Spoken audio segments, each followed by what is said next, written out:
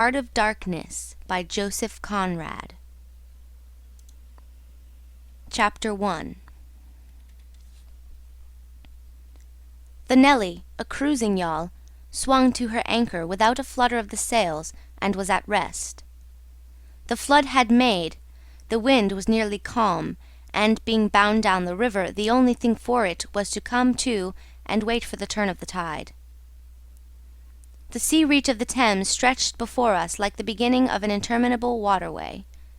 In the offing the sea and the sky were welded together without a joint, and in the luminous space the tanned sails of the barges drifting up with the tide seemed to stand still in red clusters of canvas sharply peaked, with gleams of varnished spirits. A haze rested on the low shores that ran out to the sea in vanishing flatness. The air was dark above Gravesend, and farther back still seemed condensed into a mournful gloom, brooding motionless over the biggest and the greatest town on earth. The director of companies was our captain and our host. We four affectionately watched his back as he stood in the bows looking to seaward. On the whole river there was nothing that looked half so nautical. He resembled a pilot, which to a seaman is trustworthiness personified. It was difficult to realize his work was not out there in the luminous estuary, but behind him within the brooding gloom. Between us there was, as I have already said somewhere, the bond of the sea. Besides holding our hearts together through long periods of separation, it had the effect of making us tolerant of each other's yarns, and even convictions. The lawyer, the best of old fellows, had, because of his many years and many virtues, the only cushion on deck, and was lying on the only rug. The accountant had brought out already a box of dominoes, and was toying architecturally with the bones. Marlow sat cross-legged right aft, leaning against the mizzen-mast. He had sunken cheeks, a yellow complexion, a straight back, an ascetic aspect, and, with his arms dropped, the palms of hands outwards, resembled an idol. The director, satisfied the anchor had good hold, made his way aft and sat down amongst us. We exchanged a few words lazily. Afterwards there was silence on board the yacht. For some reason or other, we did not begin that game of dominoes. We felt meditative, and fit for nothing but placid staring. The day was ending in a serenity of still and exquisite brilliance. The water shone pacifically. The sky, without a speck, was a benign immensity of unstained light. The very mist on the Essex marsh was like a gauzy and radiant fabric, hung from the wooded rises inland, and draping the low shores in diaphanous folds. Only the gloom to the west, brooding over the upper reaches, became more sombre every minute, as if angered by the approach of the sun. And at last, in its curved and imperceptible fall, the sun sank low, and from glowing white changed to a dull red, without rays and without heat, as if about to go out suddenly, stricken to death by the touch of that gloom brooding over a crowd of men. Forthwith a change came over the waters, and the serenity became less brilliant but more profound. The old river in its broad reach rested unruffled at the decline of the day, after ages of good service done to the race that peopled its banks, spread out in the tranquil dignity of a waterway leading to the uttermost ends of the earth. We looked at the venerable stream, not in the vivid flush of a short day that comes and departs forever, but in the august light of abiding memories. And indeed, nothing is easier for a man who has, as the phrase goes, followed the sea with reverence and affection, than to evoke the great spirit of the past upon the lower reaches of the Thames. The tidal current runs to and fro in its unceasing service, crowded with memories of men and ships it had borne to the rest of home or to the battles of the sea. It had known and served all the men of whom the nation is proud, from Sir Francis Drake to Sir John Franklin, knights all, titled and untitled, the great knights errant of the sea.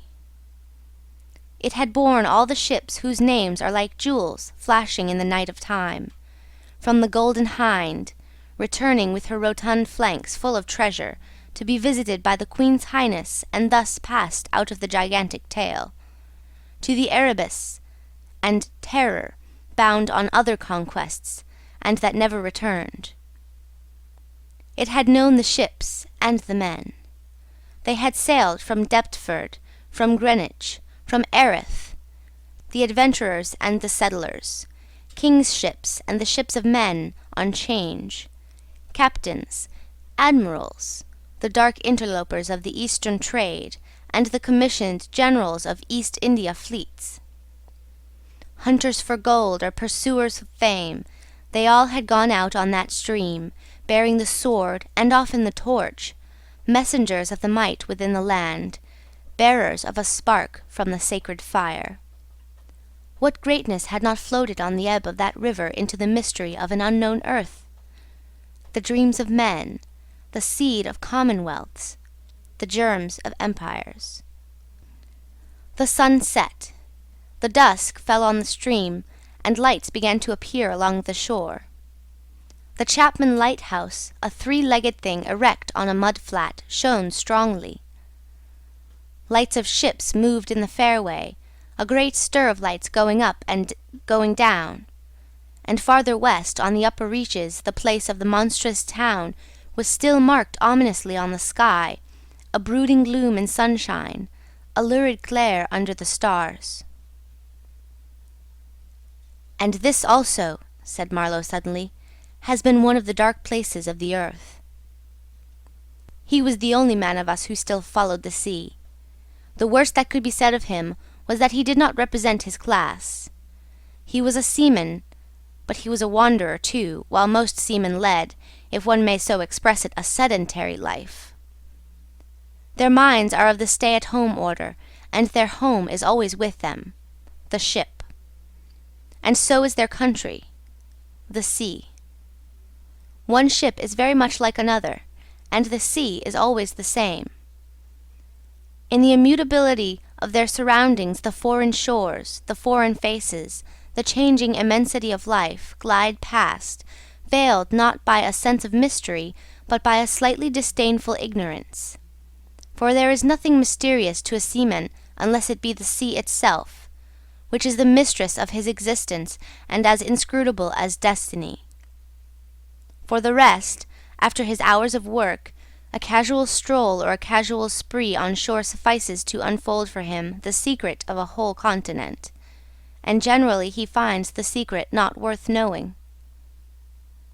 The yarns of seamen have a direct simplicity, the whole meaning of which lies within the shell of a cracked nut. But Marlow was not typical, if his propensities to spin yarns be accepted, and to him the meaning of an episode was not inside like a kernel, but outside, enveloping the tale which brought it out only as a glow brings out a haze, in the likeness of one of these misty halos that sometimes are made visible by the spectral illumination of moonshine. His remark did not seem at all surprising. It was just like Marlow. It was accepted in silence. No one took the trouble to grunt even, and presently he said, very slow, "I was thinking of very old times, when the Romans first came here, 1900 years ago. The other day, light came out of this river since. You say nights? Yes. But it is like a running blaze on a plain, like a flash of lightning in the clouds. We live in the flicker. It may last as long as the old earth keeps rolling. But darkness was here yesterday. Imagine the feelings of a commander of a fine, what do you call 'em, trireme in the Mediterranean, ordered suddenly to the north, run overland across the Gauls in a hurry, put in charge of one of these craft, the legionaries, a wonderful lot of handymen they must have been too, used to build apparently by the hundred in a month or two, if we may believe what we read.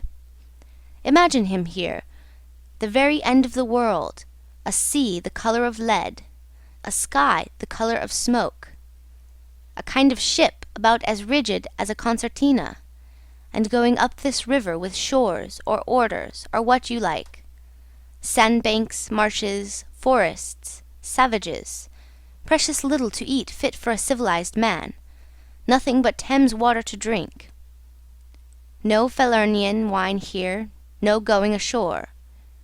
Here and there a military camp lost in a wilderness, like a needle in a bundle of hay.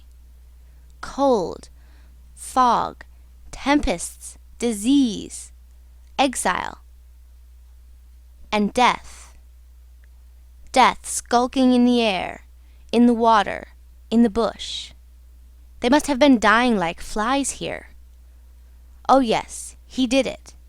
Did it very well, too, no doubt, and without thinking much about it, either, except afterwards to brag of what he had gone through in his time, perhaps. They were men enough to face the darkness, and perhaps he was cheered by keeping his eye on a chance of promotion to the fleet at Ravenna, by and by, if he had good friends in Rome and survived the awful climate. Or think of a decent young citizen in a toga, perhaps too much dice, you know, coming out here in the train of some prefect or tax-gatherer or trader even to mend his fortunes. Land in a swamp, march through the woods, and in some inland post feel the savagery. The utter savagery had closed round him. All that mysterious life of the wilderness that stirs in the forest, in the jungles, in the hearts of wild men. There's no initiation either into such mysteries. He has to live in the midst of the incomprehensible, which is also detestable. And it has a fascination, too, that goes to work upon him. The fascination of the abomination, you know. Imagine the growing regrets, the longing to escape, the powerless disgust, the surrender, the hate. He paused. Mind, he began again, lifting one arm from the elbow, the palm of the hand outward, so that, with his legs folded before him, he had a pose of a Buddha preaching in European clothes and without a lotus flower. Mind, none of us would feel exactly like this. What saves us is efficiency, the devotion to efficiency. But these chaps were not much account, really. They were no colonists. Their administration was merely a squeeze and nothing more, I suspect. They were conquerors, and for that you want only brute force, nothing to boast of, when you have it, since your strength is just an accident arising from the weakness of others. They grabbed what they could get for the sake of what was to be got. It was just robbery with violence, aggravated murder on a great scale, and men going at it blind, as is very proper for those who tackle a darkness. The conquest of the earth, which mostly means the taking it away from those who have a different complexion or slightly flatter noses than ourselves, is not a pretty thing when you look into it too much. What redeems it is the idea only. An idea at the back of it, not a sentimental pretense, but an idea. And an unselfish belief in the idea, something you can set up and bow down before and offer a sacrifice to. He broke off. Flames glided in the river, small green flames, red flames, white flames, pursuing, overtaking, joining, crossing each other, then separating slowly or hastily. The traffic of the great city went on in the deepening night upon the sleepless river. We looked on, waiting patiently. There was nothing else to do till the end of the flood, but it was only after a long silence when he said, in a hesitating voice, I suppose you fellows remember I did once turn freshwater sailor for a bit. That we knew we were fated, before the ebb began to run, to hear about one of Marlow's inconclusive experiences. I don't want to bother you much with what happened to me personally, he began, showing in this remark the weakness of many tellers of tales, who seem so often unaware of what their audience would like best to hear. Yet to understand the effect of it on me, you ought to know how I got out there, what I saw, how I went up that river to the place where I first met the poor chap. It was the farthest point of navigation and the culminating point of my experience. It seemed somehow to throw a kind of light on everything about me and into my thoughts. It was sombre enough, too, and pitiful, not extraordinary in any way, not very clear either. No, not very clear. And yet it seemed to throw a kind of light. I had then, as you remember, just returned to London after a lot of Indian Ocean, Pacific, China Seas, a regular dose of the East, 6 years or so, and I was loafing about, hindering you fellows in your work and invading your homes, just as though I had got a heavenly mission to civilize you. It was very fine for a time, but after a bit I did get tired of resting. Then I began to look for a ship. I should think the hardest work on earth. But the ships wouldn't even look at me, and I got tired of that game too. Now, when I was a little chap, I had a passion for maps. I would look for hours at South America, or Africa, or Australia, and lose myself in all the glories of exploration. At that time there were many blank spaces on the earth, and when I saw one that looked particularly inviting on a map, but they all look that, I would put my finger on it and say, "When I grow up, I will go there." The North Pole was one of these places, I remember. Well, I haven't been there yet, and shall not try now. The glamour's off. Other places were scattered about the hemispheres. I have been in some of them, and, well, we won't talk about that. But there was one yet, the biggest, the most blank, so to speak, that I had a hankering after. True, by this time it was not a blank space any more. It had got filled since my boyhood with rivers and lakes and names. It had ceased to be a blank space of delightful mystery, a white patch for a boy to dream gloriously over. It had become a place of darkness. But there was in it one river especially, a mighty big river that you could see on the map, resembling an immense snake, uncoiled, with its head in the sea, its body at rest curving afar over a vast country, and its tail lost in the depths of the land. And as I looked at the map of it in a shop window, it fascinated me as a snake would a bird, a silly little bird. Then I remembered there was a big concern, a company for trade on that river. Dash it all, I thought to myself, they can't trade without using some kind of craft on that lot of fresh water. Steamboats! Why shouldn't I try to get a charge of one? I went along Fleet Street, but could not shake off the idea. The snake had charmed me. You understand, it was a continental concern, that trading society. But I have a lot of relations living on the continent, because it's cheap and not so nasty as it looks, they say. I'm sorry to own I began to worry them. This was already a fresh departure for me. I was not used to get things that way, you know. I always went my own road and on my own legs where I had a mind to go. I wouldn't have believed it of myself, but then, you see, I felt somehow I must get there, by hook or by crook. So I worried them. The men said, "My dear fellow," and did nothing. Then, would you believe it, I tried the women. I, Charlie Marlow, set the women to work, to get a job. Heavens! Well, you see, the notion drove me. I had an aunt, a dear enthusiastic soul. She wrote, "It will be delightful. I am ready to do anything for you. It is a glorious idea. I know the wife of a very high personage in the administration, and also a man who has lots of influence with, etc." She was determined to make no end of fuss to get me appointed skipper of a river steamboat, if such was my fancy. I got my appointment, of course, and I got it very quick. It appears the company had received news that one of their captains had been killed in a scuffle with the natives. This was my chance, and it made me the more anxious to go. It was only months and months afterwards, when I made the attempt to recover what was left of the body, that I heard the original quarrel arose from a misunderstanding about some hens. Yes, 2 black hens. Fresleven, that was the fellow's name, a Dane, thought himself wronged somehow in the bargain, so he went ashore and started to hammer the chief of the village with a stick. Oh, it didn't surprise me in the least to hear this, and at the same time to be told that Fresleven was the gentlest, quietest creature that ever walked on two legs. No doubt he was, but he had been a couple of years already out there, engaged in the noble cause, you know, and he probably felt the need at last of asserting his self-respect in some way. Therefore he whacked the old nigger mercilessly, while a big crowd of his people watched him, thunderstruck, till some man, I was told the chief's son, in desperation at hearing the old chap yell, made a tentative jab with a spear at the white man. And of course it went quite easy between the shoulder blades.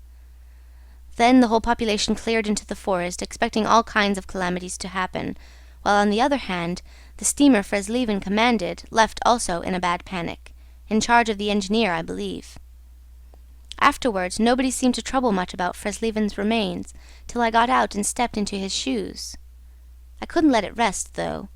But when an opportunity offered at last to meet my predecessor, the grass growing through his ribs was tall enough to hide his bones. They were all there. The supernatural being had not been touched after he fell, and the village was deserted, the huts gaped black, rotting, all askew within the fallen enclosures. A calamity had come to it, sure enough. The people had vanished. Mad terror had scattered them, men, women, and children, through the bush, and they had never returned. What became of the hens I don't know either. I should think the cause of progress got them, anyhow. However, through this glorious affair I got my appointment before I had fairly begun to hope for it. I flew around like mad to get ready, and before 48 hours I was crossing the channel to show myself to my employers and to sign the contract. In a very few hours I arrived in a city that always makes me think of a whited sepulchre. Prejudice, no doubt.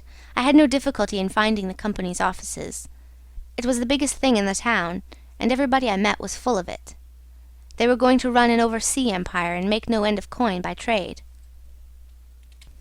A narrow and deserted street in deep shadow, high houses, innumerable windows with Venetian blinds, a dead silence, grass sprouting right and left, immense double doors standing ponderously ajar.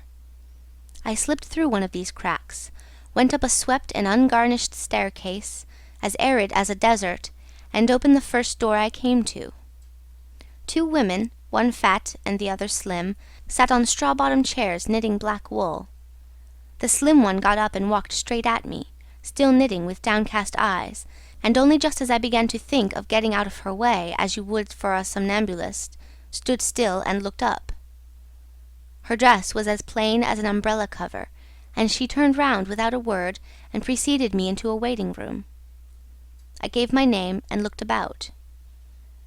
Deal table in the middle, plain chairs all around the walls, on one end a large shining map marked with all the colours of a rainbow. There was a vast amount of red, good to see at any time because one knows that some real work is done in there, a deuce of a lot of blue, a little green, smears of orange, and, on the east coast, a purple patch to show where the jolly pioneers of progress drink the jolly lager beer.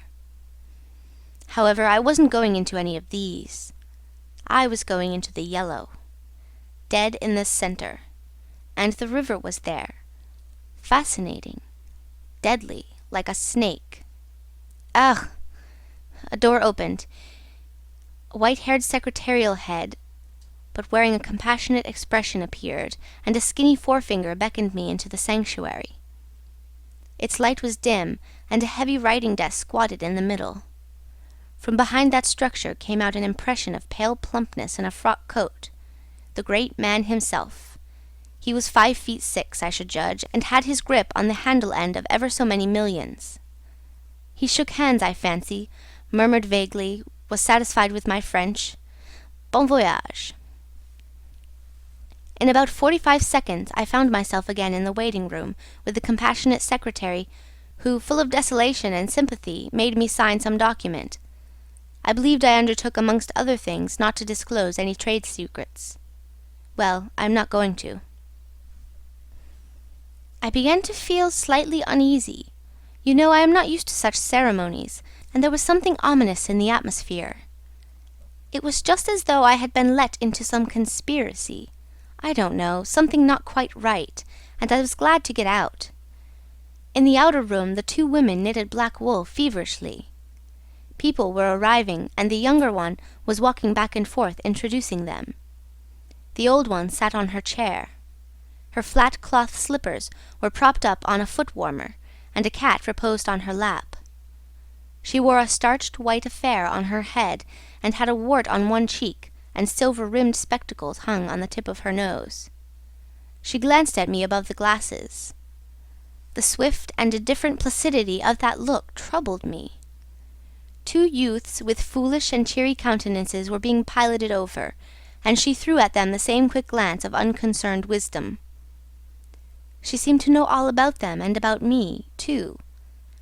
An eerie feeling came over me. She seemed uncanny and fateful.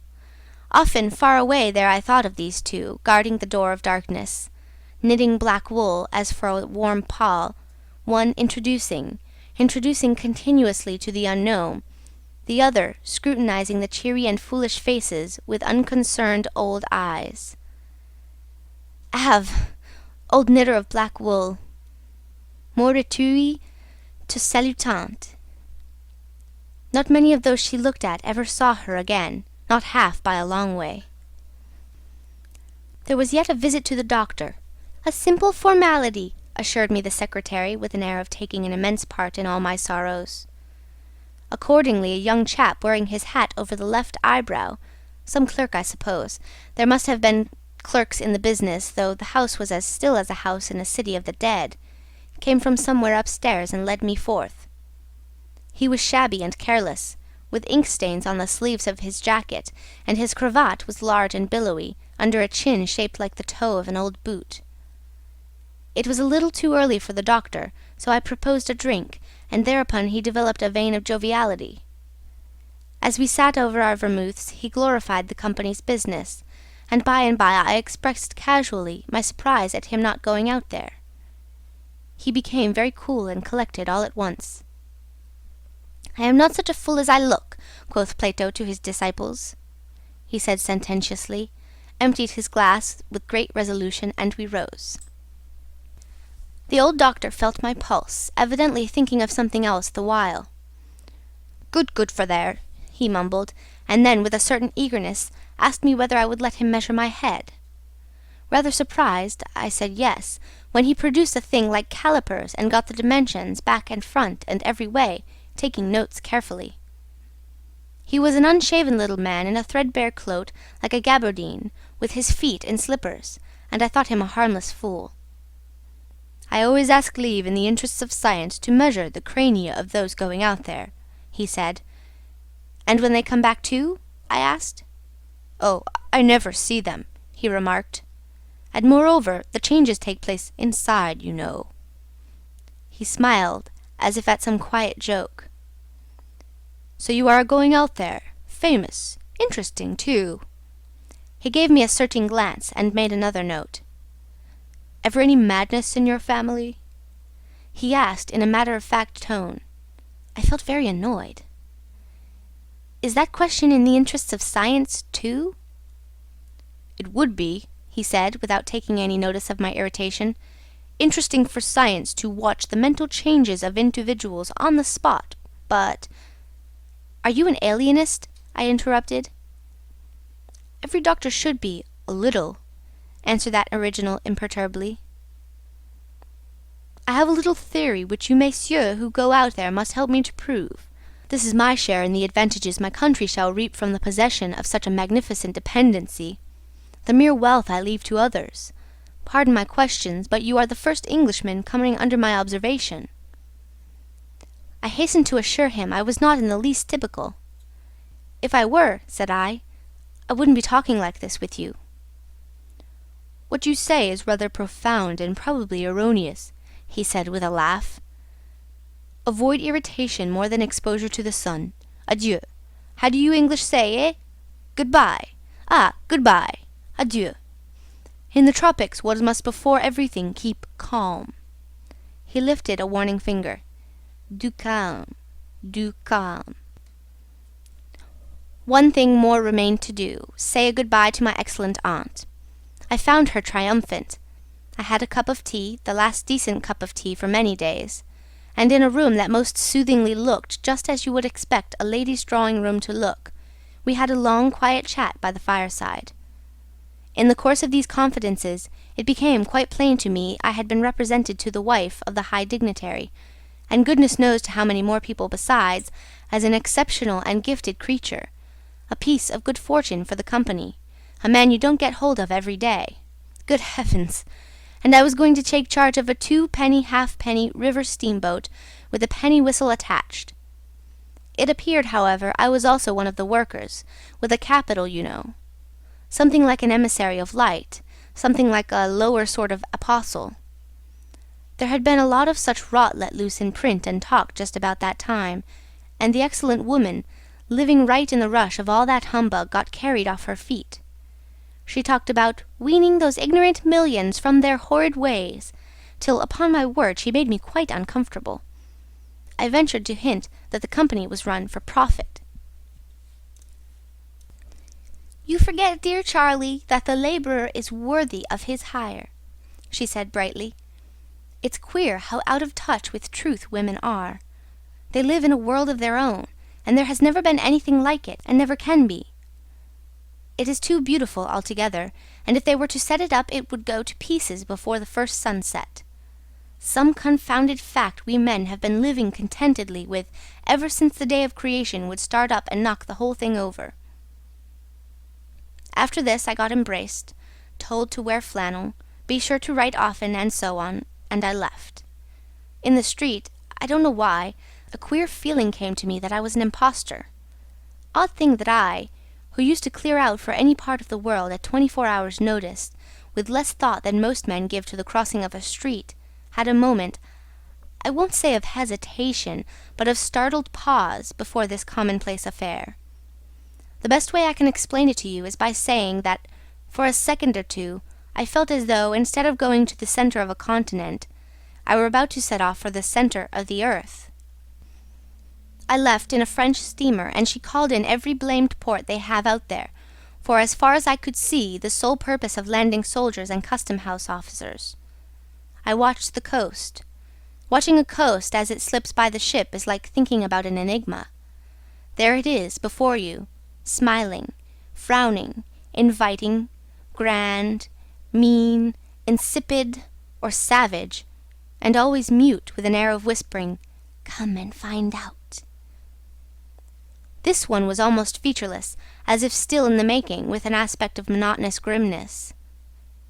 The edge of a colossal jungle, so dark green as to be almost black, fringed with white surf, ran straight like a ruled line, far, far away along a blue sea whose glitter was blurred by a creeping mist.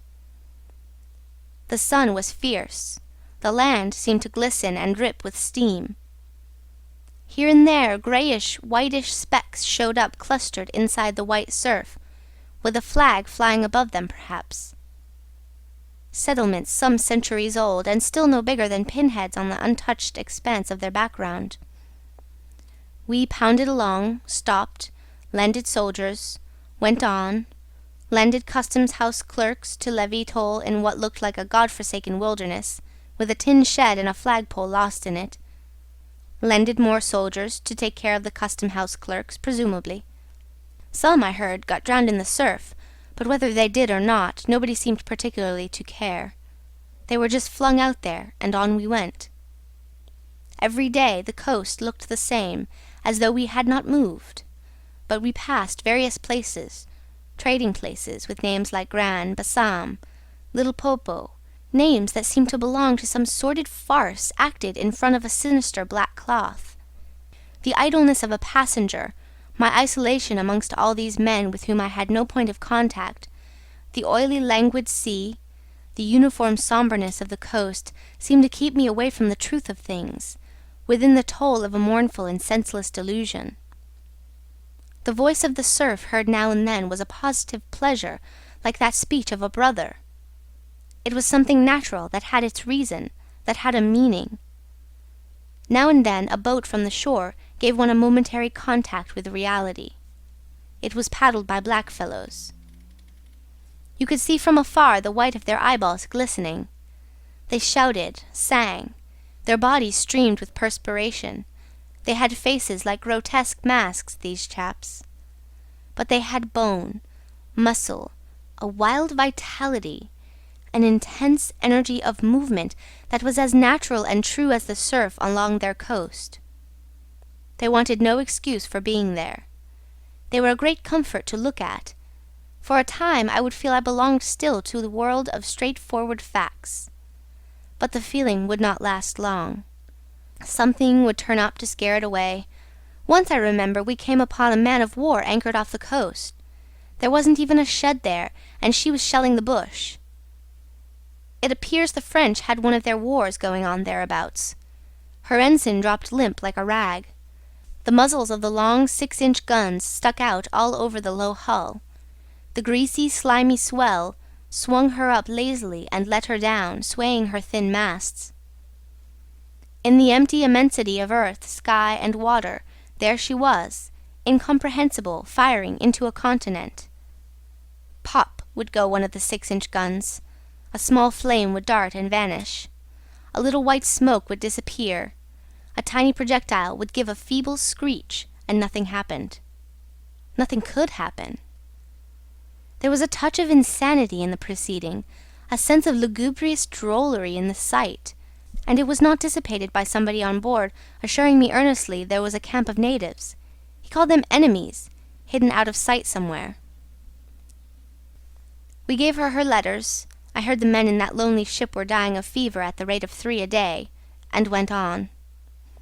We called at some more places with farcical names, where the merry dance of death and trade goes on in a still and earthy atmosphere as of an overheated catacomb. All along the formless coast, bordered by dangerous surf, as if nature herself had tried to ward off intruders.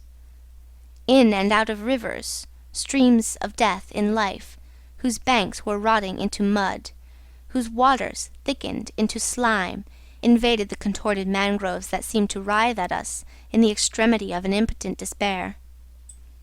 Nowhere did we stop long enough to get a particularized impression, but the general sense of vague and oppressive wonder grew upon me. It was like a weary pilgrimage amongst hints for nightmares. It was upward of 30 days before I saw the mouth of the big river. We anchored off the seat of the government, but my work would not begin till some 200 miles further on, so as soon as I could I made a start for a place 30 miles higher up. I had my passage on a little sea-going steamer. Her captain was a Swede, and knowing me for a seaman, invited me on the bridge. He was a young man, lean, fair, and morose, with lanky hair and a shuffling gait. As we left the miserable little wharf, he tossed his head contemptuously at the shore. "Been living there?" he asked. I said, "Yes." "Fine lot these government chaps, are they not?" he went on, speaking English with great precision and considerable bitterness. "It is funny what some people will do for a few francs a month. I wonder what becomes of that kind when it goes up country." I said to him I expected to see that soon. "So, oh," he exclaimed. He shuffled athwart, keeping one eye ahead vigilantly. "Don't be too sure," he continued. "The other day I took up a man who hanged himself on the road. He was a Swede too." "Hanged himself? Why, in God's name?" I cried. He kept on looking out watchfully. "Who knows? The sun too much for him, or the country perhaps." At last we opened a reach. A rocky cliff appeared, mounds of turned-up earth by the shore, houses on a hill, others with iron roofs amongst a waste of excavations, or hanging to the declivity. A continuous noise of the rapids above hovered over this scene of inhabited devastation. A lot of people, mostly black and naked, moved about like ants. A jetty projected into the river. A blinding sunlight drowned all this at times in a sudden recrudescence of glare. "There's your company's station," said the Swede, pointing to 3 wooden barrack-like structures on the rocky slope. "I will send your things up. 4 boxes, did you say? So, farewell." I came upon a boiler wallowing in the grass, then found a path leading up the hill. It turned aside for the boulders, and also for an undersized railway truck lying there on its back, with its wheels in the air. One was off. The thing looked as dead as the carcass of some animal. I came upon more pieces of decaying machinery, a stack of rusty rails. To the left, a clump of trees made a shady spot, where dark things seemed to stir feebly. I blinked. The path was steep. A horn tooted to the right, and I saw the black people run. A heavy and dull detonation shook the ground. A puff of smoke came out of the cliff, and that was all. No change appeared on the face of the rock. They were building a railway. The cliff was not in the way or anything, but this objectless blasting was all the work going on. A slight clinking behind me made me turn my head. 6 black men advanced in a file, toiling up the path. They walked erect and slow, balancing small baskets full of earth on their heads, and the clink kept time with their footsteps. Black rags were wound around their loins, and the short ends behind waggled to and fro like tails. I could see every rib. The joints of their limbs were like knots in a rope. Each had an iron collar on his neck, and all were connected together with a chain whose bites swung between them, rhythmically clinking. Another report from the cliff made me think suddenly of that ship of war I had seen firing into a continent. It was the same kind of ominous voice, but these men could by no stretch of imagination be called enemies. They were called criminals, and the outraged law, like the bursting shells, had come to them, an insoluble mystery from the sea. All their meagre breasts panted together, the violently dilated nostrils quivered, the eyes stared stonily uphill. They passed me within 6 inches, without a glance, with that complete, death-like indifference of unhappy savages. Behind this raw matter one of the reclaimed, the product of the new forces at work, strolled despondently, carrying a rifle by its middle. He had a uniform jacket, with one button off, and seeing a white man on the path, hoisted his weapon to his shoulder with alacrity. This was simple prudence, white men being so much alike at a distance that he could not tell who I might be. He was speedily reassured, with a large, white, rascally grin, and a glance at his charge seemed to take me into partnership in his exalted trust. After all, I also was a part of the great cause of these high and just proceedings. Instead of going up, I turned and descended to the left. My idea was to let that chain gang get out of sight before I climbed the hill. You know, I am not particularly tender. I've had to strike and to fend off. I've had to resist and to attack sometimes. That's only one way of resisting, without counting the exact cost according to the demands of such sort of life as I had blundered into. I've seen the devil of violence, and the devil of greed, and the devil of hot desire. But by all the stars, these were strong, lusty, red-eyed devils that swayed and drove men, I tell you. But as I stood on this hillside, I foresaw that in the blinding sunshine of that land I would become acquainted with a flabby, pretending, weak-eyed devil of a rapacious and pitiless folly. How insidious he could be, too, I was only to find out several months later and 1,000 miles farther. For a moment I stood appalled, as though by a warning. Finally, I descended the hill obliquely toward the trees I had seen. Chapter 1, Part 2.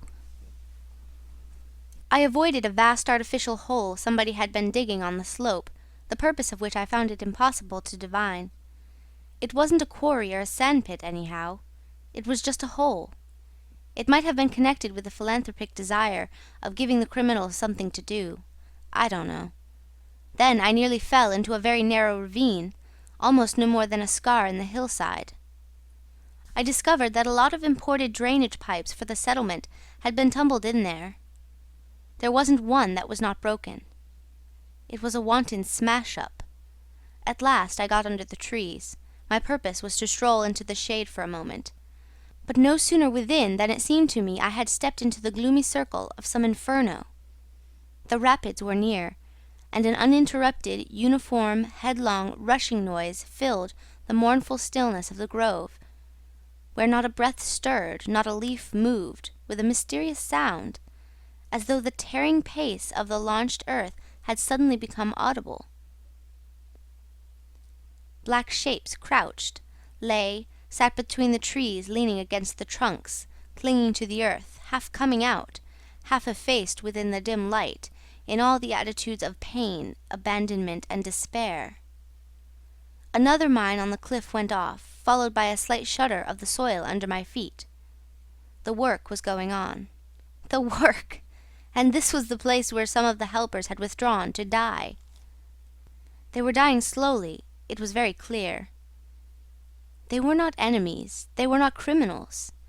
They were nothing earthly now, nothing but black shadows of disease and starvation lying confusedly in the greenish gloom, brought from all the recesses of the coast in all the legality of time contracts, lost in uncongenial surroundings, fed on unfamiliar food. They sickened, became inefficient, and were then allowed to crawl away and rest. These moribund shapes were free as air, and nearly as thin. I began to distinguish the gleam of the eyes under the trees. Then, glancing down, I saw a face near my hand. The black bones reclined at full length with one shoulder against the tree, and slowly the eyelids rose and the sunken eyes looked up at me, enormous and vacant, a kind of blind, white flicker in the depths of the orbs, which died out slowly. The man seemed young, almost a boy, but you know with them it's hard to tell. I found nothing else to do but to offer him one of my good Swede's ship biscuits I had in my pocket. The fingers closed slowly on it and held. There was no other movement, and no other glance. He had tied a bit of white worsted around his neck. Why? Where did he get it? Was it a badge, an ornament, a charm, a propitiatory act? Was there any idea at all connected with it? It looked startling round his black neck, this bit of white thread from beyond the seas. Near the same tree, 2 more bundles of acute angle sat with their legs drawn up. One, with his chin propped on his knees, stared at nothing, in an intolerable and appalling manner. His brother phantom rested its forehead as if overcome with a great weariness, and all about others were scattered in every pose of contorted collapse, as in some picture of a massacre or a pestilence. While I stood horror-struck, one of these creatures rose to his hands and knees and went off on all fours towards the river to drink. He lapped out of his hand, then sat up in the sunlight, crossing his shins in front of him, and after a time let his woolly head fall on his breastbone. I didn't want any more loitering in the shade, and I made haste toward the station. When near the buildings I met a white man, in such an unexpected elegance of get-up that in the first moment I took him for a sort of vision. I saw a high, starched collar, white cuffs, a light alpaca jacket, snowy trousers, a clean necktie, and varnished boots. No hat. Hair parted, brushed, oiled, under a green-lined parasol held in a big white hand. He was amazing, and had a penholder behind his ear.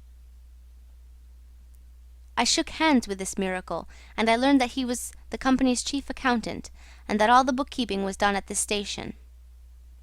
He had come out for a moment, he said, to get a breath of fresh air. The expression sounded wonderfully odd, with its suggestion of sedentary desk life. I wouldn't have mentioned the fellow to you at all, only it was from his lips that I first heard the name of the man who was so indissolubly connected with the memories of that time. Moreover, I respected the fellow. Yes, I respected his collars, his vast cuffs, his brushed hair. His appearance was certainly that of a hairdresser's dummy, but in the great demoralization of the land he kept up his appearance. That's backbone. His starched collars and got-up shirt fronts were achievements of character. He had been out nearly 3 years, and, later, I could not help asking him how he managed to sport such linen. He had just the faintest blush, and said modestly, "I've been teaching one of the native women about the station. It was difficult. She had a distaste for the work." Thus this man had verily accomplished something, and he was devoted to his books, which were in apple pie order. Everything else in the station was in a muddle: heads, things, buildings. Strings of dusty niggers with splay feet arrived and departed. A stream of manufactured goods, rubbishy cottons, beads, and brass wire set into the depths of darkness, and in return came a precious trickle of ivory. I had to wait in the station for 10 days. An eternity! I lived in a hut in the yard, but to be out of the chaos I would sometimes get into the accountant's office. It was built out of horizontal planks, and so badly put together that as he bent over his high desk he was barred from neck to heels with narrow strips of sunlight. There was no need to open the big shutter to see. It was hot there, too. Big flies buzzed fiendishly and did not sting, but stabbed.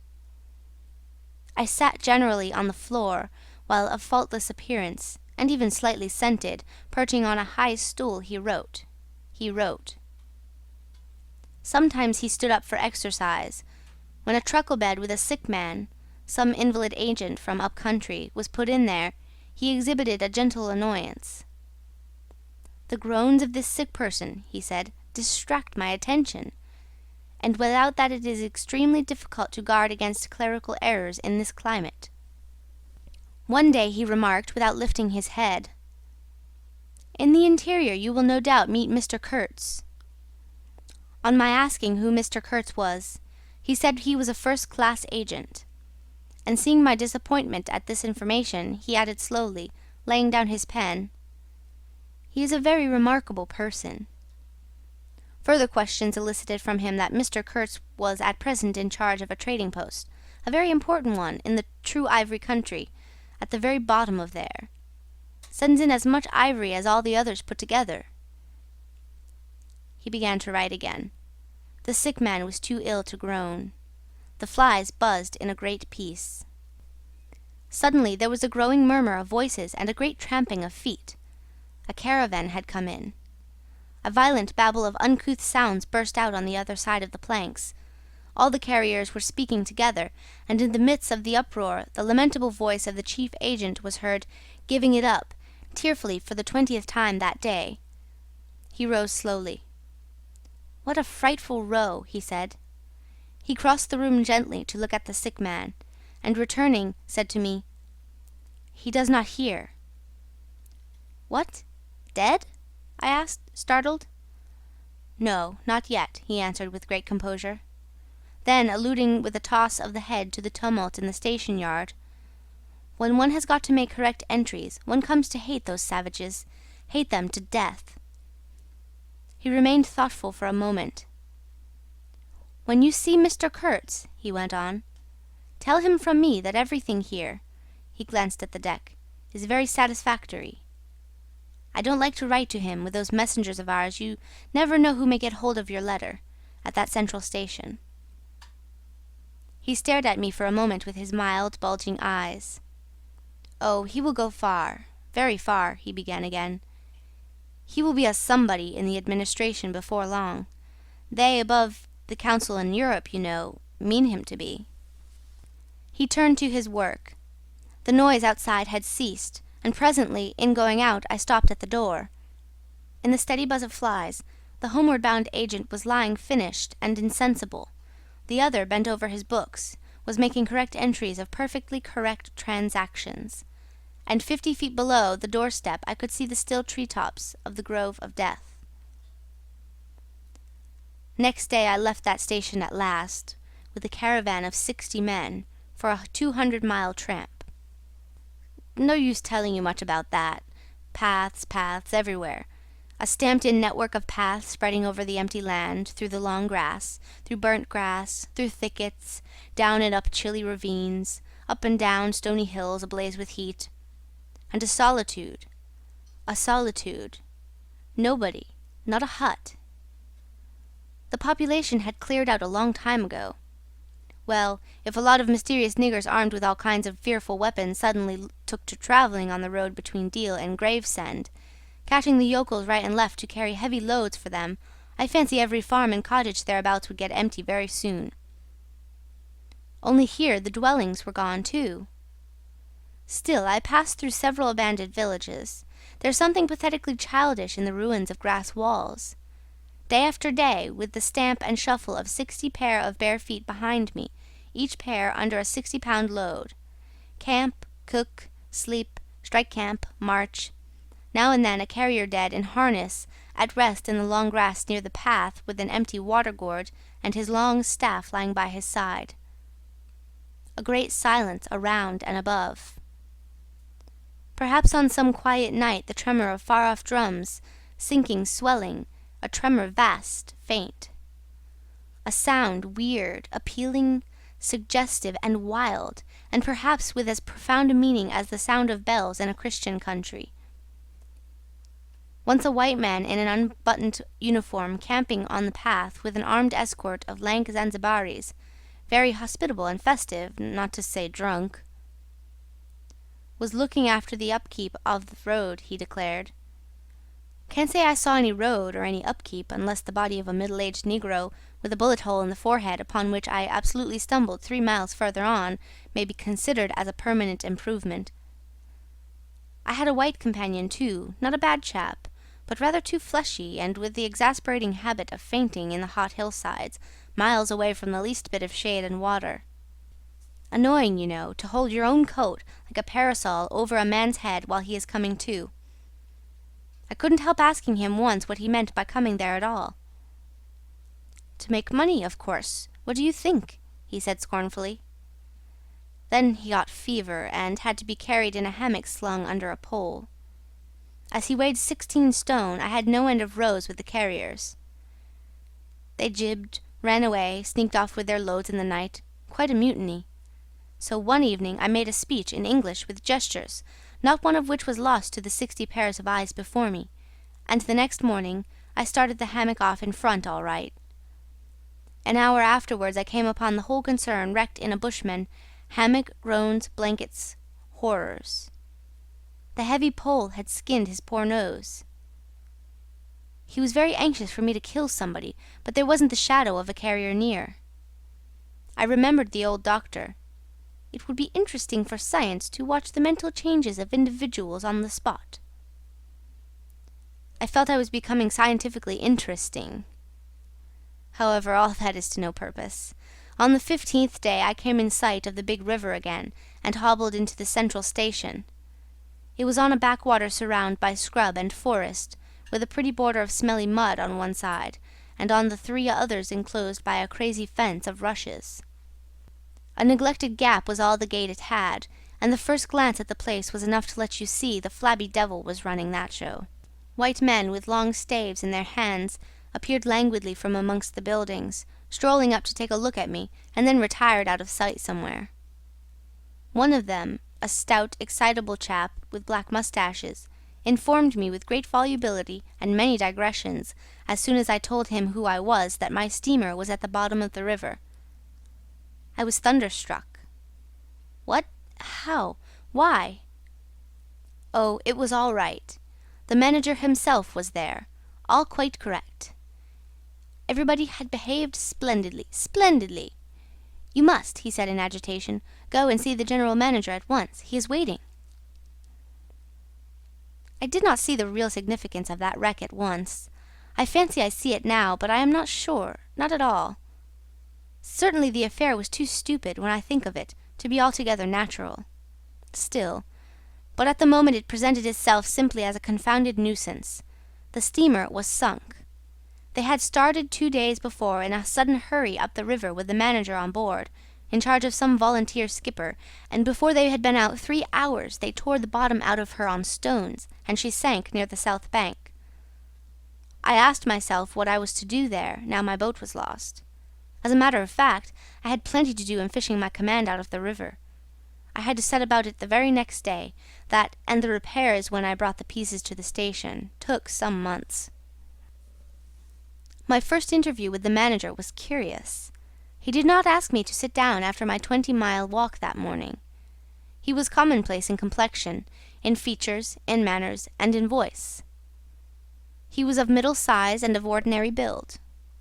His eyes, of the usual blue, were perhaps remarkably cold, and he certainly could make his glance fall on one as trenchant and heavy as an axe. But even at these times the rest of his person seemed to disclaim the intention. Otherwise there was only an indefinable faint expression of his lips, something stealthy, a smile, not a smile. I remember it, but I can't explain. It was unconscious, this smile was, though just after he had said something it got intensified for an instant. It came at the end of his speeches like a seal applied on the words to make the meaning of the commonest phrase appear absolutely inscrutable. He was a common trader, from his youth up employed in these parts, nothing more. He was obeyed, yet he inspired neither love nor fear, nor even respect. He inspired uneasiness. That was it, uneasiness. Not a definite mistrust, just uneasiness, nothing more.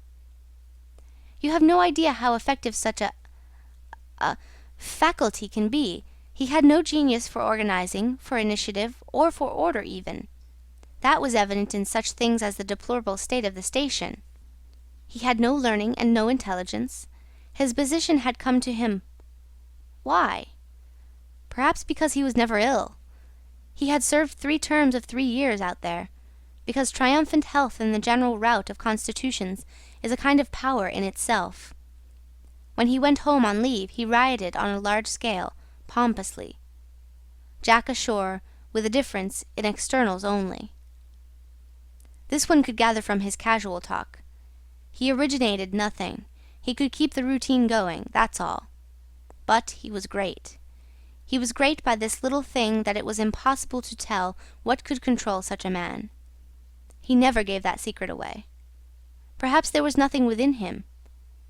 Such a suspicion made one pause, for out there were no external checks.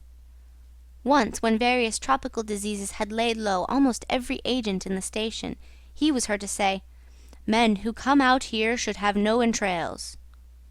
He sealed the utterance with that smile of his, as though it had been a door opening into a darkness he had in his keeping. You fancy you had seen things, but the seal was on. When annoyed at meal-times by the constant quarrels of the white men about precedence, he ordered an immense round table to be made, for which a special house had to be built. This was the station's mess-room. Where he sat was the first place. The rest were nowhere.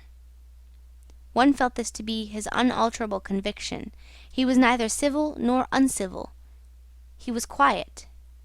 He allowed his boy, an overfed young negro from the coast, to treat the white men under his very eyes with provoking insolence. He began to speak as soon as he saw me. I had been very long on the road. He could not wait. He had to start without me. The upriver stations had to be relieved. There had been so many delays already that he did not know who was dead and who was alive, and how they got on, and so on, and so on. He paid no attention to my explanations, and playing with a stick of sealing-wax, repeated several times that the situation was very grave, very grave. There were rumours that a very important station was in jeopardy, and its chief, Mr. Kurtz, was ill. He hoped it was not true. Mr. Kurtz was... I felt weary and irritable. Hang Kurtz, I thought. I interrupted him by saying I had heard of Mr. Kurtz on the coast. "Ah, so they talk of him down there," he murmured to himself. Then he began again, assuring me Mr. Kurtz was the best agent he had, an exceptional man, of the greatest importance to the company. Therefore I could understand his anxiety. He was, he said, very, very uneasy. Certainly he fidgeted on his chair a good deal, exclaimed, "Ah, Mr. Kurtz!" broke the stick of sealing-wax and seemed dumbfounded by the accident. Next thing he wanted to know how long it would take to... I interrupted him again. Being hungry, you know, and kept on my feet too. I was getting savage. "How can I tell?" I said. "I haven't even seen the wreck yet, some months no doubt. All this talk seemed to me so futile." "Some months," he said. "Well, let us say 3 months before we can make a start. Yes, that ought to do the affair." I flung out of his hut. He lived all alone in a clay hut with a sort of veranda, muttering to myself my opinion of him. He was a chattering idiot. Afterwards I took it back when I was borne in upon me startlingly with what extreme nicety he had estimated the time requisite for the affair. I went to work the next day, turning, so to speak, my back on that station. In that way only, it seemed to me, I could keep my hold on the redeeming facts of life. Still, one must look about sometimes. And then I saw this station, these men strolling aimlessly about in the sunshine of the yard. I asked myself sometimes what it all meant. They wandered here and there with their absurd long staves in their hands, like a lot of faithless pilgrims bewitched inside a rotten fence. The word ivory rang in the air, was whispered, was sighed. You would think they were praying to it. A taint of imbecile rapacity blew through it all, like a whiff from some corpse. By Jove, I've never seen anything so unreal in my life. And outside, the silent wilderness surrounding this cleared speck on the earth struck me as something great and invincible, like evil or truth, waiting patiently for the passing away of this fantastic invasion. Oh, these months! Well, never mind. Various things happen. One evening a grass shed full of calico, cotton prints, beads, and I don't know what else, burst into a blaze so suddenly that you would have thought the earth had opened to let an avenging fire consume all that trash. I was smoking my pipe quietly by my dismantled steamer, and saw them all cutting capers in the light, with their arms lifted high, when the stout man with moustaches came tearing down to the river, a tin pail in his hand, assured me that everybody was behaving splendidly, dipped about a quart of water and tore back again. I noticed there was a hole in the bottom of his pail. I strolled up. There was no hurry. You see, the thing had gone off like a box of matches. It had been hopeless from the very first. The flame had leapt high, driven everybody back, lighted up everything, and collapsed. The shed was already a heap of embers, glowing fiercely. A nigger was being beaten near by it. They said he had caused the fire in some way. Be that as it may, he was screeching most horribly. I saw him later, for several days, sitting in a bit of shade, looking very sick and trying to recover himself. Afterwards he arose and went out, and the wilderness without a sound took him into its bosom again. As I approached the glow from the dark, I found myself at the back of two men, talking. I heard the name of Kurtz pronounced, then the words, "Take advantage of this unfortunate accident." One of the men was the manager. I wished him a good evening. "Did you ever see anything like it, eh? It is incredible," he said, and walked off. The other man remained. He was a first-class agent, young, gentlemanly, a bit reserved, with a forked little beard and a hooked nose. He was standoffish with the other agents, and they, on their side, said he was the manager's spy upon them. As to me, I had hardly ever spoken to him before. We got into talk, and by we strolled away from the hissing ruins. Then he asked me to his room, which was in the main building of the station. He struck a match, and I perceived that this young aristocrat had not only a silver-mounted dressing-case, but also a whole candle all to himself. Just at that time, the manager was the only man supposed to have any right to candles. Native mats covered the clay walls, a collection of spears, assegais, shields, knives was hung up in trophies. The business entrusted to this fellow was the making of bricks, so I had been informed. But there wasn't a fragment of a brick anywhere in the station, and he had been there more than a year, waiting. It seems he could not make bricks without something, I don't know what, straw maybe? Anyway, it could not be found there, and as it was not likely to be sent from Europe, it did not appear clear to me what he was waiting for. An act of special creation, perhaps. However, they were all waiting, all the 16 or 20 pilgrims of them, for something. And upon my word, it did not seem an uncongenial occupation from the way they took it, though the only thing that ever came to them was disease, as far as I could see. They beguiled the time by backbiting and intriguing against each other in a foolish kind of way.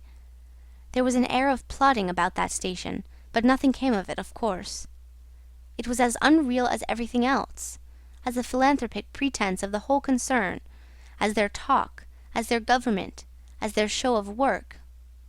The only real feeling was a desire to get appointed to a trading post where ivory was to be had, so that they could earn percentages. They intrigued and slandered and hated each other only on that account, but as to actually lifting a little finger, oh no! By heavens, there is something after all in the world allowing one man to steal a horse while another must not look at a halter. Steal a horse straight out. Very well, he has done it. Perhaps he can ride. But there is a way of looking at a halter that would provoke the most charitable of saints into a kick. I had no idea why he wanted to be sociable, but as we chatted in there it suddenly occurred to me the fellow was trying to get at something. In fact, pumping me. He alluded constantly to Europe, to the people I was supposed to know there, putting leading questions as to my acquaintances in the sepulchral city, and so on. His little eyes glittered like mica discs with curiosity, though he tried to keep up a bit of superciliousness. At first I was astonished, but very soon I became awfully curious to see what he would find out from me. I couldn't possibly imagine what I had in me to make it worth his while. It was very pretty to see how he baffled himself, for in truth my body was full only of chills, and my head had nothing in it but that wretched steamboat business. It was evident he took me for a perfectly shameless prevaricator. At last he got angry, and, to conceal a movement of furious annoyance, he yawned. I rose. Then I noticed a small sketch in oils on a panel representing a woman draped and blindfolded, carrying a lighted torch. The background was sombre, almost black. The movement of the woman was stately, and the effect of the torchlight on the face was sinister. It arrested me, and he stood by civilly, holding an empty half-pint champagne bottle, medical comforts, with the candle stuck in it. To my question he said Mr. Kurtz had painted this, in this very station more than a year ago, while waiting for means to go to his trading post. "Tell me, pray," said I, "who is this Mr. Kurtz?" "The chief of the inner station," he answered in a short tone, looking away. "Much obliged," I said, laughing. "And you are the brickmaker of the central station. Everyone knows that." He was silent for a while.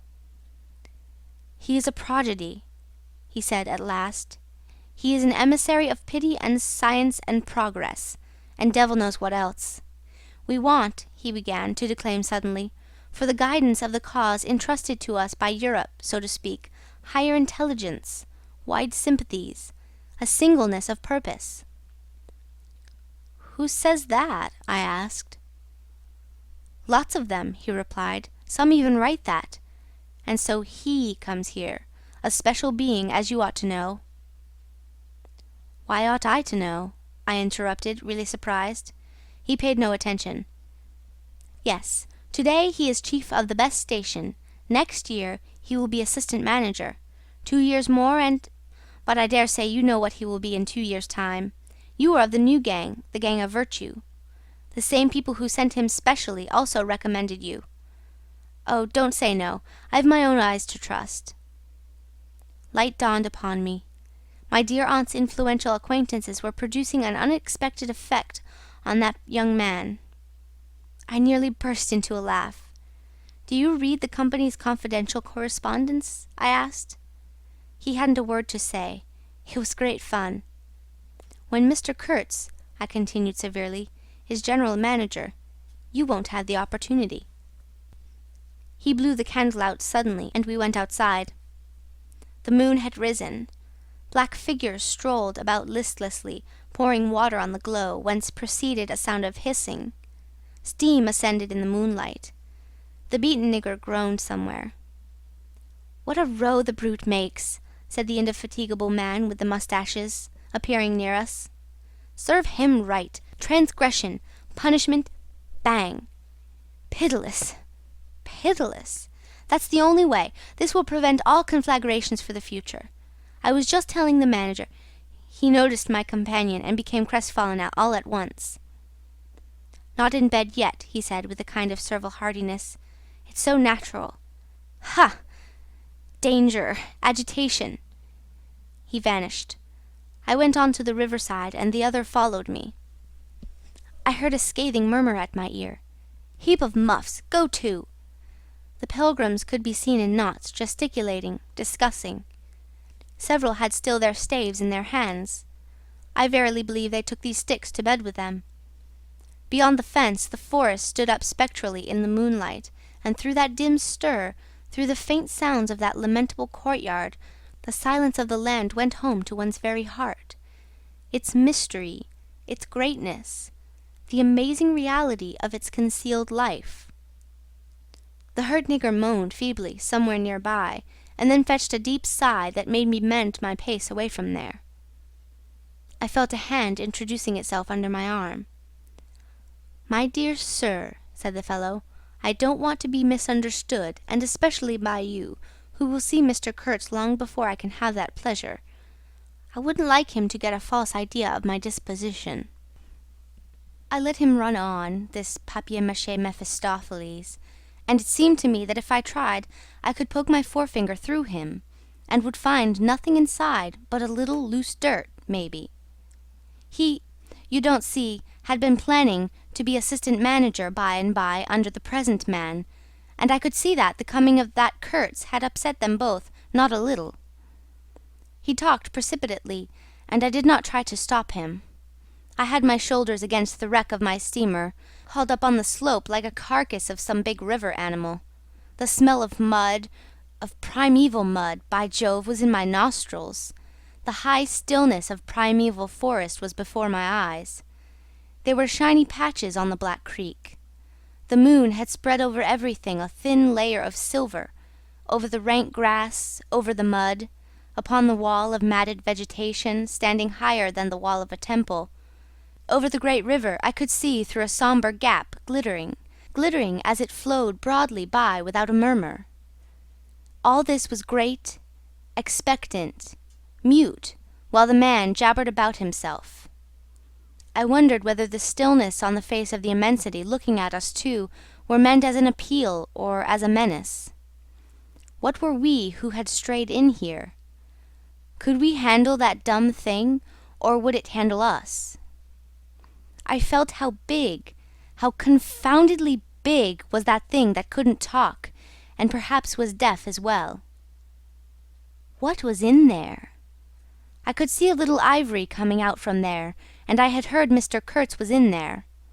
I had heard enough about it too, God knows, yet somehow it didn't bring any image with it, no more than if I had been told an angel or a fiend was in there. I believed it in the same way one of you might believe there are inhabitants on the planet Mars. I knew once a Scotch sailmaker who was certain, dead sure, there were people in Mars.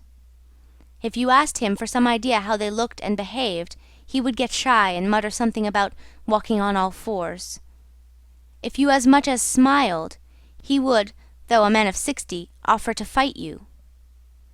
I would not have gone so far as to fight for Kurtz, but I went for him near enough to a lie. You know I hate, detest, I can't bear a lie, not because I am straighter than the rest of us, but simply because it appalls me. There is a taint of death, a flavour of mortality in lies, which is exactly what I hate and detest in the world, what I want to forget. It makes me miserable and sick, like biting something rotten would do. Temperament, I suppose.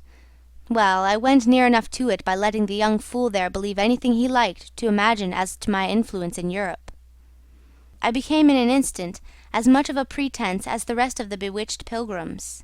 This simply because I had a notion it somehow would be of help to that Kurtz, whom at the time I did not see, you understand. He was just a word for me. I did not see the man in the name any more than you do. Do you see him? Do you see the story?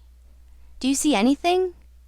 It seems to me I am trying to tell you a dream, making a vain attempt because no relation of a dream can convey the dream sensation, that commingling of absurdity, surprise, and bewilderment in a tremor of struggling revolt, that notion of being captured by the incredible which is of the very essence of dreams.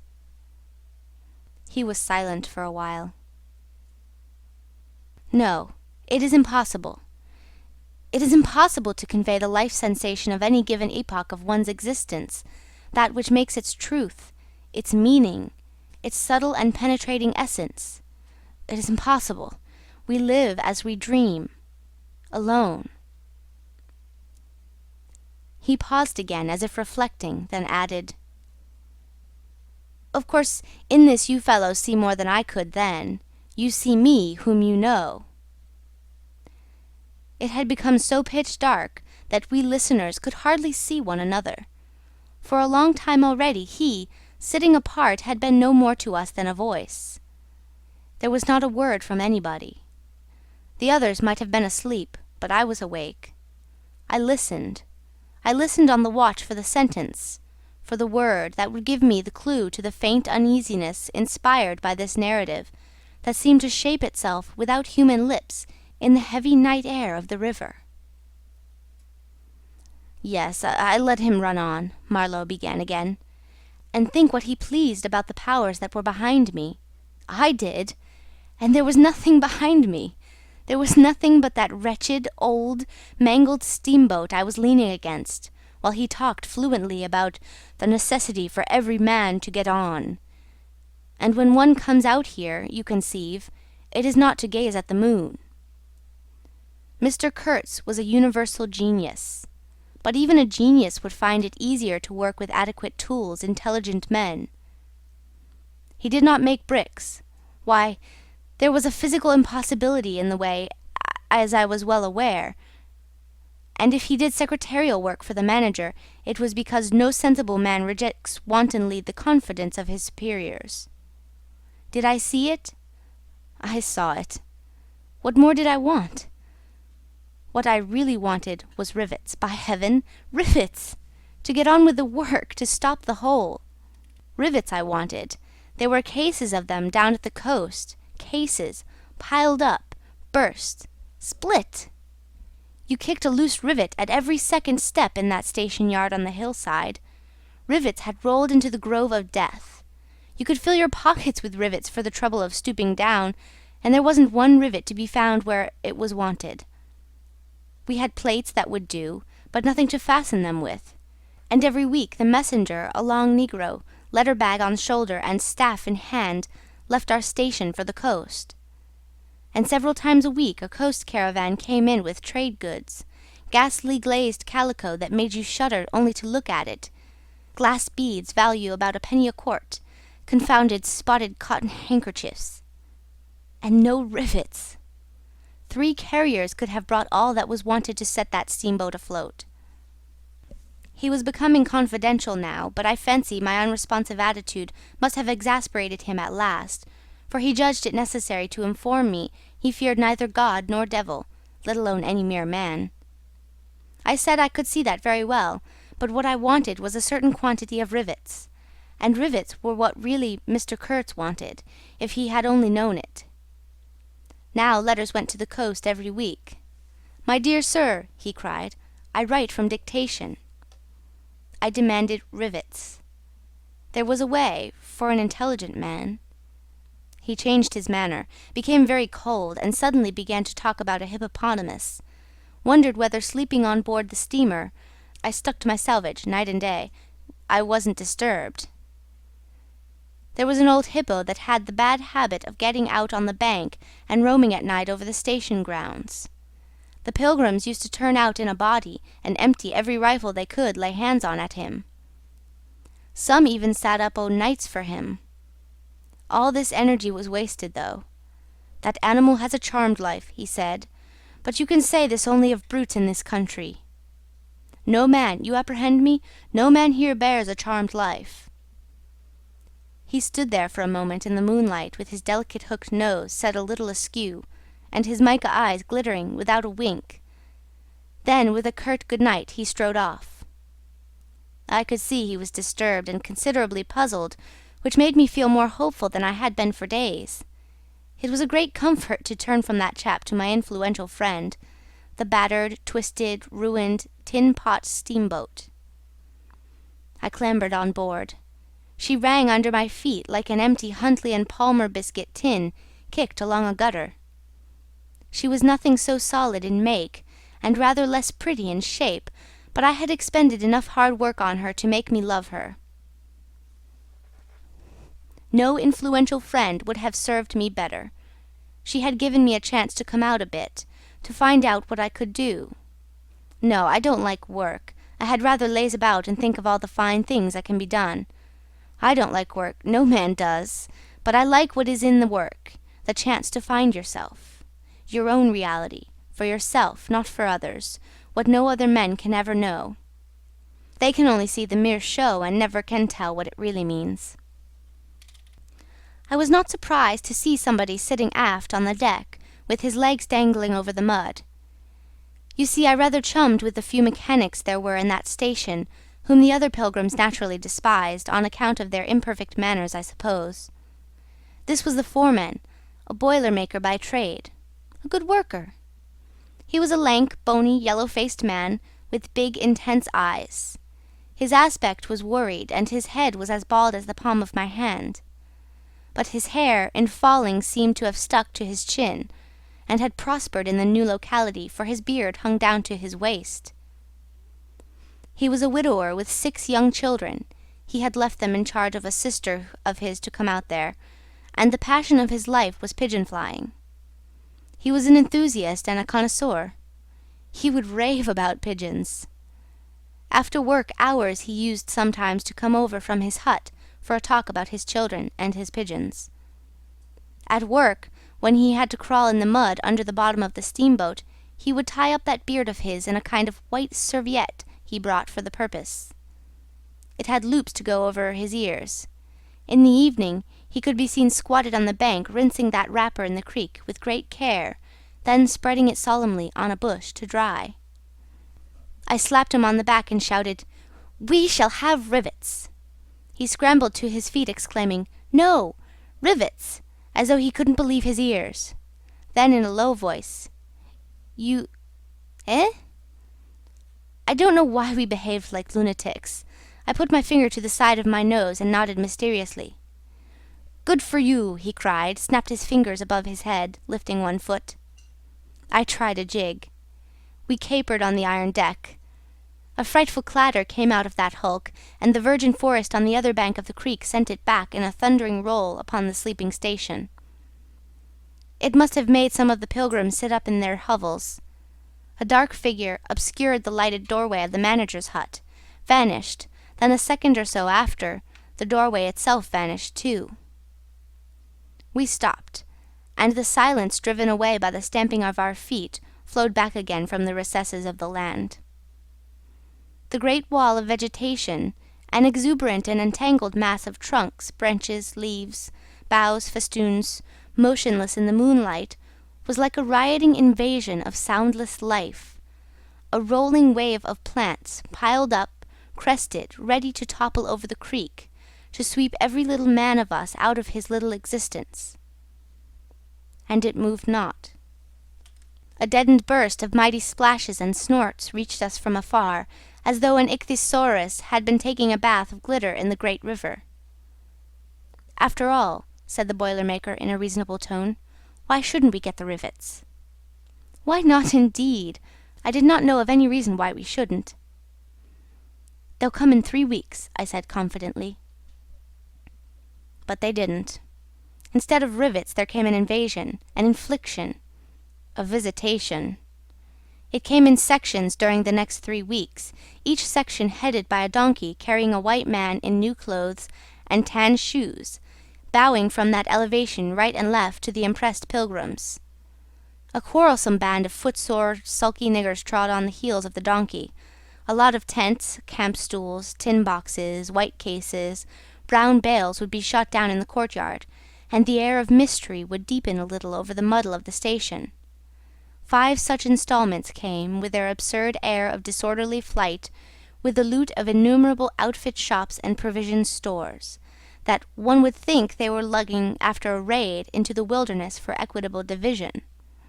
It was an inextricable mess of things decent in themselves, but that human folly made look like the spoils of thieving. This devoted band called itself the El Dorado Exploring Expedition, and I believe they were sworn to secrecy. Their talk, however, was the talk of sordid buccaneers. It was reckless without hardihood, greedy without audacity, and cruel without courage.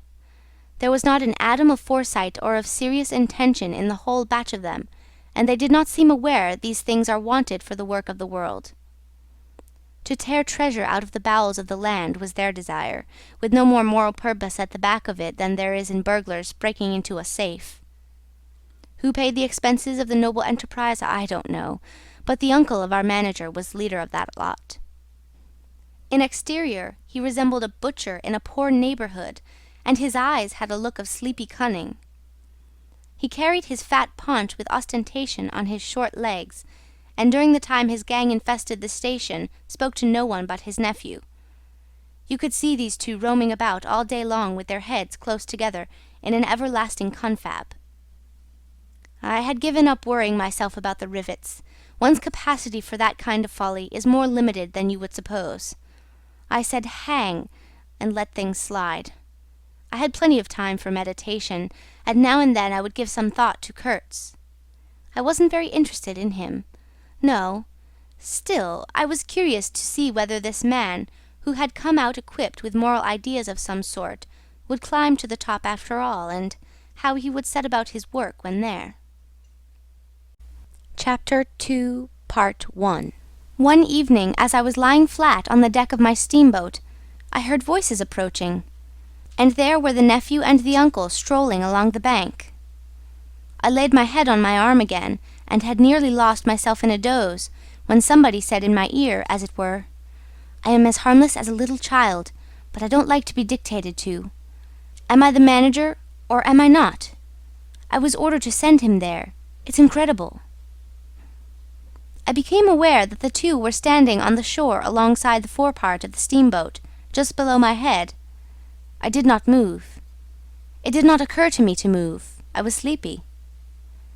"It is unpleasant," grunted the uncle. "He has asked the administration to be sent there," said the other, with the idea of showing what he could do, and I was instructed accordingly. Look at the influence that man must have. Is it not frightful? They both agreed it was frightful, then made several bizarre remarks. Make rain and fine weather. One man. The council. By the nose. Bits of absurd sentences that got the better of my drowsiness, so that I had pretty near the whole of my wits about me when the uncle said, "The climate may do away with this difficulty for you. Is he alone there?" "Yes," answered the manager.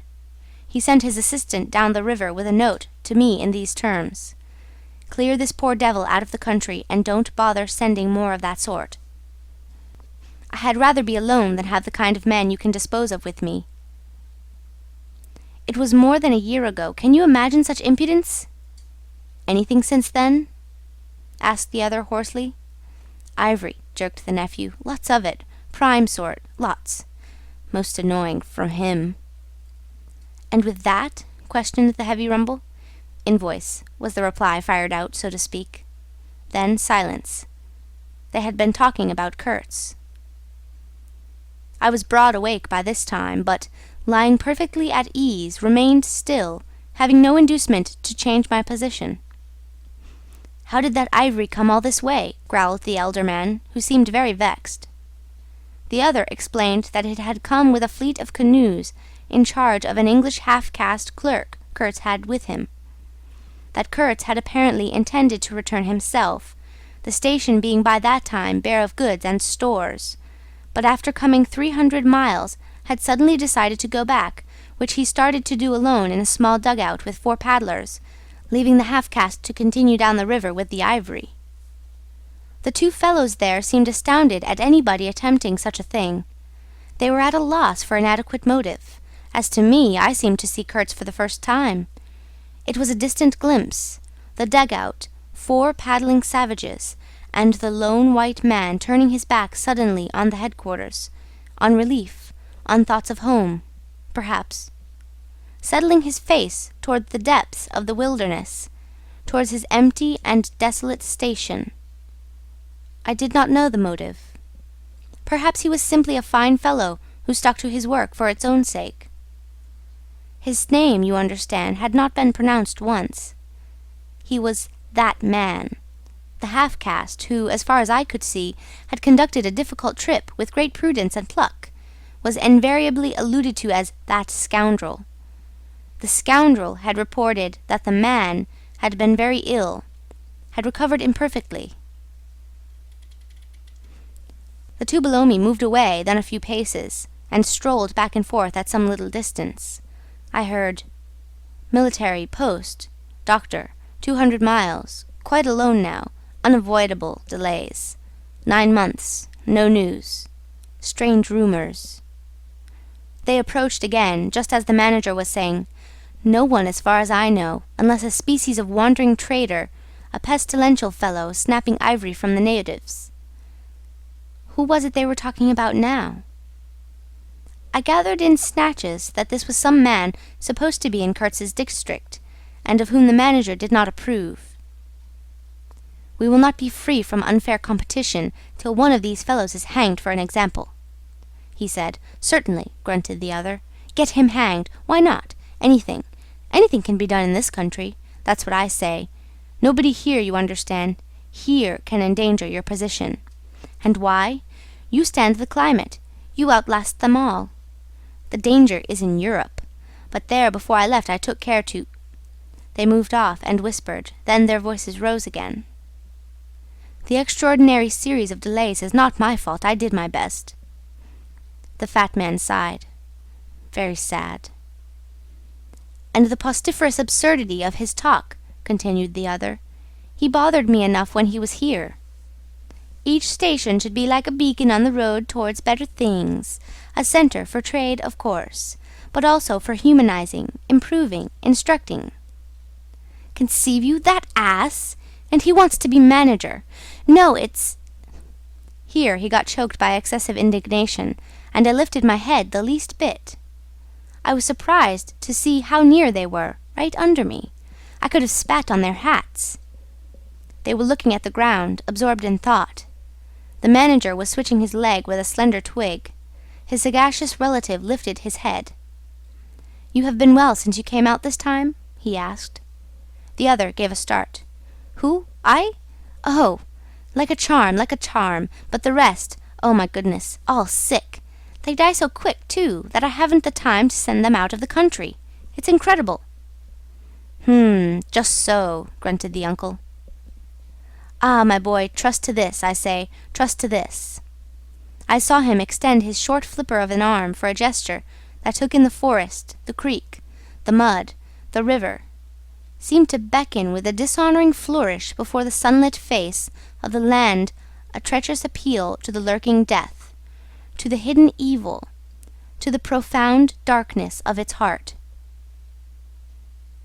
It was so startling that I leapt to my feet and looked back at the edge of the forest, as though I had expected an answer of some sort to that black display of confidence. You know the foolish notions that come to one sometimes. The high stillness confronted these two figures with its ominous patience, waiting for the passing away of a fantastic invasion. They swore aloud together, out of sheer fright, I believe, then, pretending not to know anything of my existence, turned back to the station. The sun was low, and leaning forward side by side, they seemed to be tugging painfully uphill their two ridiculous shadows of unequal length, that trailed behind them slowly over the tall grass without bending a single blade. In a few days, the El Dorado expedition went into the patient wilderness, that closed upon it as the sea closes over a driver. Long afterwards the news came that all the donkeys were dead. I know nothing as to the fate of the less valuable animals. They, no doubt, like the rest of us, found what they deserved. I did not inquire. I was then rather excited at the prospect of meeting Kurtz very soon.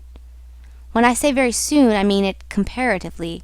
It was just 2 months from the day we left the creek when we came to the bank below Kurtz's station.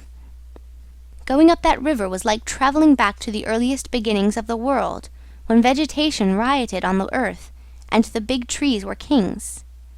An empty stream, a great silence, an impenetrable forest. The air was warm, thick, heavy, sluggish. There was no joy in the brilliance of sunshine. The long stretches of the waterway ran on, deserted, into the gloom of the overshadowed distances. On silvery sandbanks, hippos and alligators sunned themselves side by side. The broadening waters flowed through a mob of wooded islands. You lost your way on that river as you would in a desert, and butted all day long against shoals, trying to find the channel, till you thought yourself bewitched and cut off forever from everything you had known once, somewhere far away in another existence perhaps. There were moments when one's past came back to one, as it will sometimes when you have not a moment to spare for yourself. But it came in the shape of an unrestful and noisy dream, remembered with wonder amongst the overwhelming realities of this strange world of plants, water, and silence. And this stillness of life did not in the least resemble a peace. It was the stillness of an implacable force brooding over an inscrutable intention. It looked at you with a vengeful aspect. I got used to it afterwards. I did not see it any more. I had no time. I had to keep guessing at the channel. I had to discern, mostly by inspiration, the signs of hidden banks. I watched for sunken stones. I was learning to clap my teeth smartly before my heart flew out, when I shaved by a fluke some infernal sly old snag that would have ripped the life out of the tin-pot steamboat and drowned all the pilgrims. I had to keep a lookout for the signs of dead wood we could cut up in the night for next day's steaming. When you have to attend to things of that sort, to the mere incidents of the surface, the reality, I tell you, fades. The inner truth is hidden, luckily. But I felt it all the same. I felt often its mysterious stillness watching me at my money tricks, just as it watches you fellows performing on your respective tight-ropes for, what is it, half a crown a tumble? "Try to be civil, Marlow," growled a voice, and I knew there was at least one listener awake besides myself. I beg your pardon, I forgot the heartache which makes up the rest of the price. And indeed, what does the price matter if the trick be well done? You do your tricks very well, and I didn't do badly either, since I managed not to sink that steamboat on my first trip. It's a wonder to me yet. Imagine a blindfolded man set to drive a van over a bad road. I sweated and shivered over that business considerably, I can tell you. After all, for a seaman to scrape the bottom of the thing that's supposed to float all the time under his care is the unpardonable sin. No one may know of it, but you never forget the thump, eh? A blow on the very heart. You remember it, you dream of it, you wake up at night and think of it, years after, and go hot and cold all over. I don't pretend to say that steamboat floated all the time. More than once she had to wade for a bit, with 20 cannibals splashing around and pushing. We had enlisted some of these chaps on the way for a crew. Fine fellows, cannibals, in their place. They were men one could work with, and I'm grateful to them. And after all, they did not eat each other before my face. They had brought along a provision of hippo meat, which went rotten, and made the mystery of the wilderness stink in my nostrils. Phew, I can sniff it now. I had the manager on board and 3 or 4 pilgrims with their staves, all complete. Sometimes we came upon a station close by the bank, clinging to the skirts of the unknown, and the white men rushing out of a tumble-down hovel with great gestures of joy and surprise and welcome. Seemed very strange, had the appearance of being held there captive by a spell. The word ivory would ring in the air for a while, and on we went again into the silence, along empty reaches, round the still bends, between the high walls of our winding way, reverberating in hollow claps the ponderous beat of the stern wheel. Trees, millions of trees, massive, immense, running up high, and at their foot, hugging the bank against the stream, crept the little begrimed steamboat, like a sluggish beetle crawling on the floor of a lofty portico. It made you feel very small, very lost, and yet it was not altogether depressing, that feeling. After all, if you were small, the grimy beetle crawled on, which was just what you wanted it to do. Where the pilgrims imagined it crawled to, I don't know. To some place where they expected to get something, I bet. For me, it crawled towards Kurtz, exclusively. But when the steam pipes started leaking, we crawled very slow. The reaches opened before us and closed behind, as if the forest had stepped leisurely across the water to bar the way for our return. We penetrated deeper and deeper into the heart of darkness.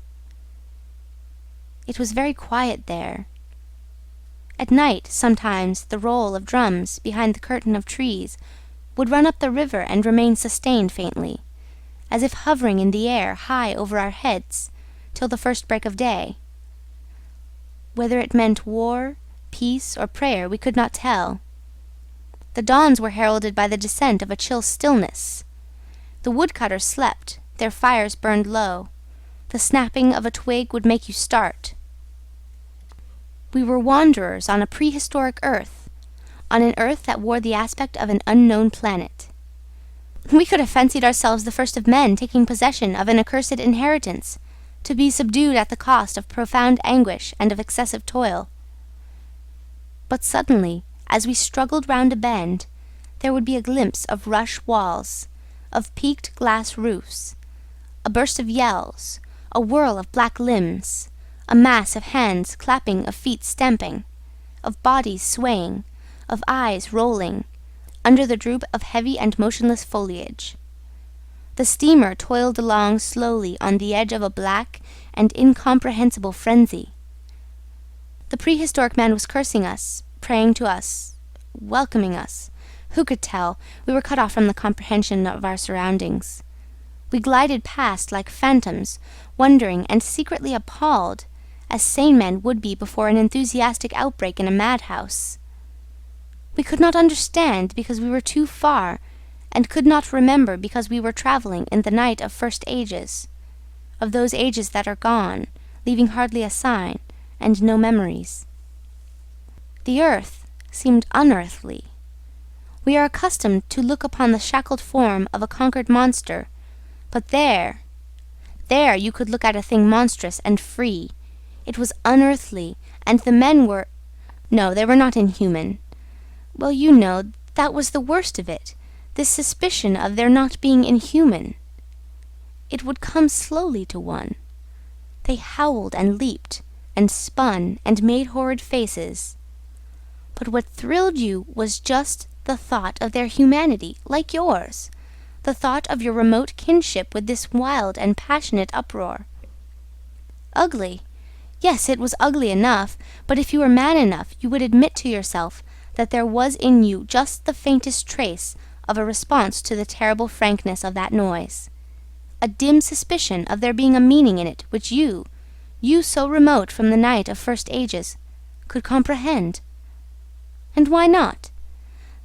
The mind of man is capable of anything, because everything is in it, all the past as well as all the future.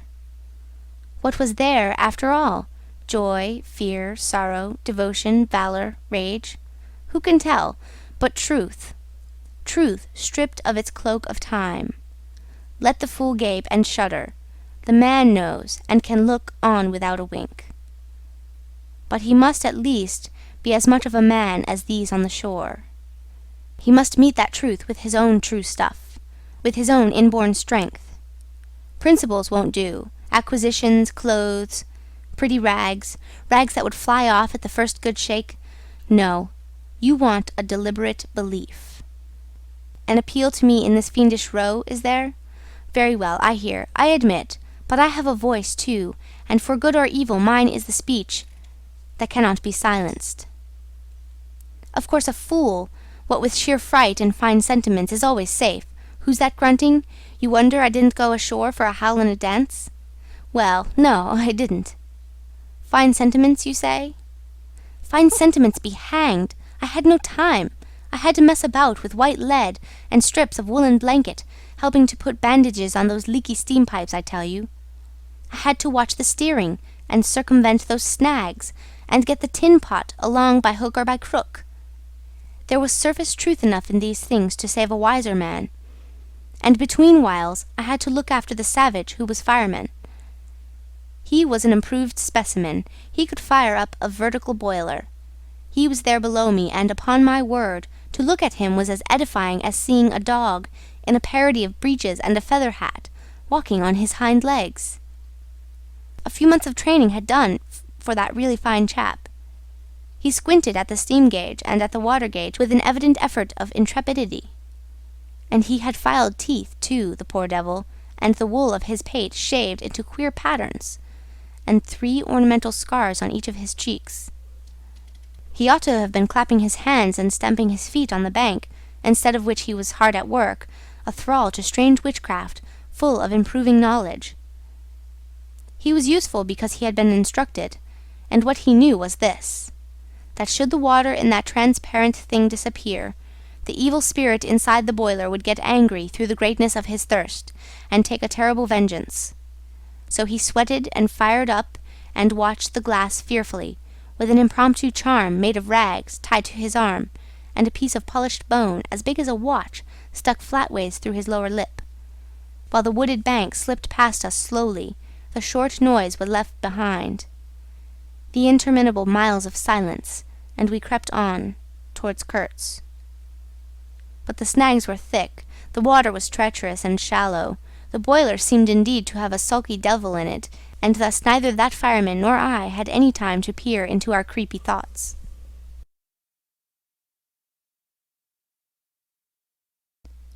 Some 50 miles below the inner station, we came upon a hut of reeds, an inclined and melancholy pole with the unrecognizable tatters of what had been a flag of some sort flying from it, and a neatly stacked wood-pile. This was unexpected.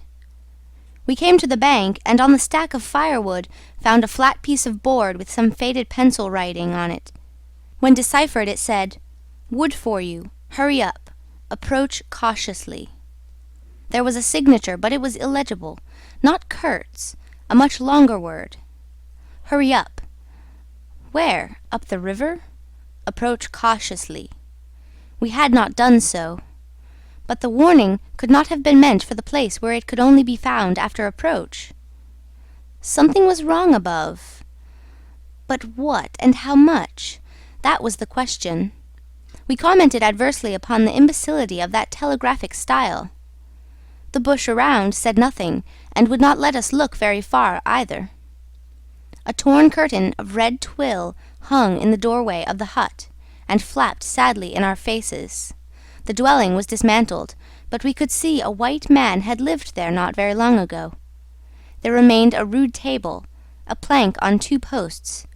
A heap of rubbish reposed in a dark corner, and by the door I picked up a book. It had lost its covers, and the pages had been thumbed into a state of extremely dirty softness, but the back had been lovingly stitched afresh with white cotton thread, which looked clean yet. It was an extraordinary find. Its title was An Inquiry into Some Points of Seamanship, by a man Towson, some such name, master in His Majesty's Navy. The matter looked dreary reading enough, with illustrative diagrams and repulsive tables of figures, and the copy was 60 years old. I handled this amazing antiquity with the greatest possible tenderness, lest it should dissolve in my hands. Within, Towser was inquiring earnestly into the breaking strain of ships' chains and tackle, and other such matters. Not a very enthralling book, but at the first glance you could see there a singleness of intention, an honest concern for the right way of going to work, which made these humble pages, thought out so many years ago, luminous with another than a professional light. The simple old sailor, with his talk of chains and purchases, made me forget the jungle and the pilgrims in a delicious sensation of having come upon something unmistakably real. Such a book, being here, was wonderful enough. Still more astounding were the notes penciled in the margin, and plainly referring to the text. I couldn't believe my eyes. They were in cipher. Yes, it looked like a cipher. Fancy a man lugging with him a book of that description into this nowhere, and studying it, and making notes. In cipher at that! It was an extravagant mystery. I had been dimly aware for some time of a worrying noise, and when I lifted my eyes I saw the woodpile was gone, and the manager, aided by all the pilgrims, was shouting at me from the riverside. I slipped the book into my pocket. I assure you, to leave off reading was like tearing myself away from the shelter of an old and solid friendship. I started the lame engine ahead. "It must be this miserable traitor, this intruder," exclaimed the manager, looking back malevolently at the place we had left. "He must be English," I said. "It will not save him from getting into trouble if he is not careful," muttered the manager darkly. I observed, with assumed innocence, that no man was safe from trouble in this world. The current was more rapid now, the steamer seemed at her last gasp, the stern wheel flopped languidly, and I caught myself listening on the tiptoe for the next beat of the boat. For in sober truth, I expected the wretched thing to give up every moment. It was like watching the last flickers of a life, but still we crawled. Sometimes I would pick out a tree a little way ahead to measure our progress towards Kurtz by, but I lost it invariably before we got abreast. To keep the eyes so long on one thing was too much for human patience. The manager displayed a beautiful resignation. I fretted and fumed and took to arguing with myself whether or no I would talk openly with Kurtz. But before I could come to any conclusion, it occurred to me that my speech or my silence, indeed any action of mine, would be a mere futility. What did it matter what anyone knew or ignored? What did it matter who was manager? One gets sometimes such a flash of insight. The essentials of this affair lay deep under the surface, beyond my reach, and beyond my power of meddling. Towards the evening of the second day, we judged ourselves about 8 miles from Kurtz's station. I wanted to push on, but the manager looked grave and told me the navigation up there was so dangerous that it would be advisable, the sun being very low already, to wait where we were till next morning. Moreover, he pointed out that if the warning to approach cautiously were to be followed, we must approach in daylight, not at dusk or in the dark. This was sensible enough. 8 miles meant nearly 3 hours steaming for us, and I could also see suspicious ripples at the upper end of the reach. Nevertheless, I was annoyed beyond expression at the delay, and most unreasonably too, since one night more could not matter much after so many months. As we had plenty of wood, and caution was the word, I brought up in the middle of the stream.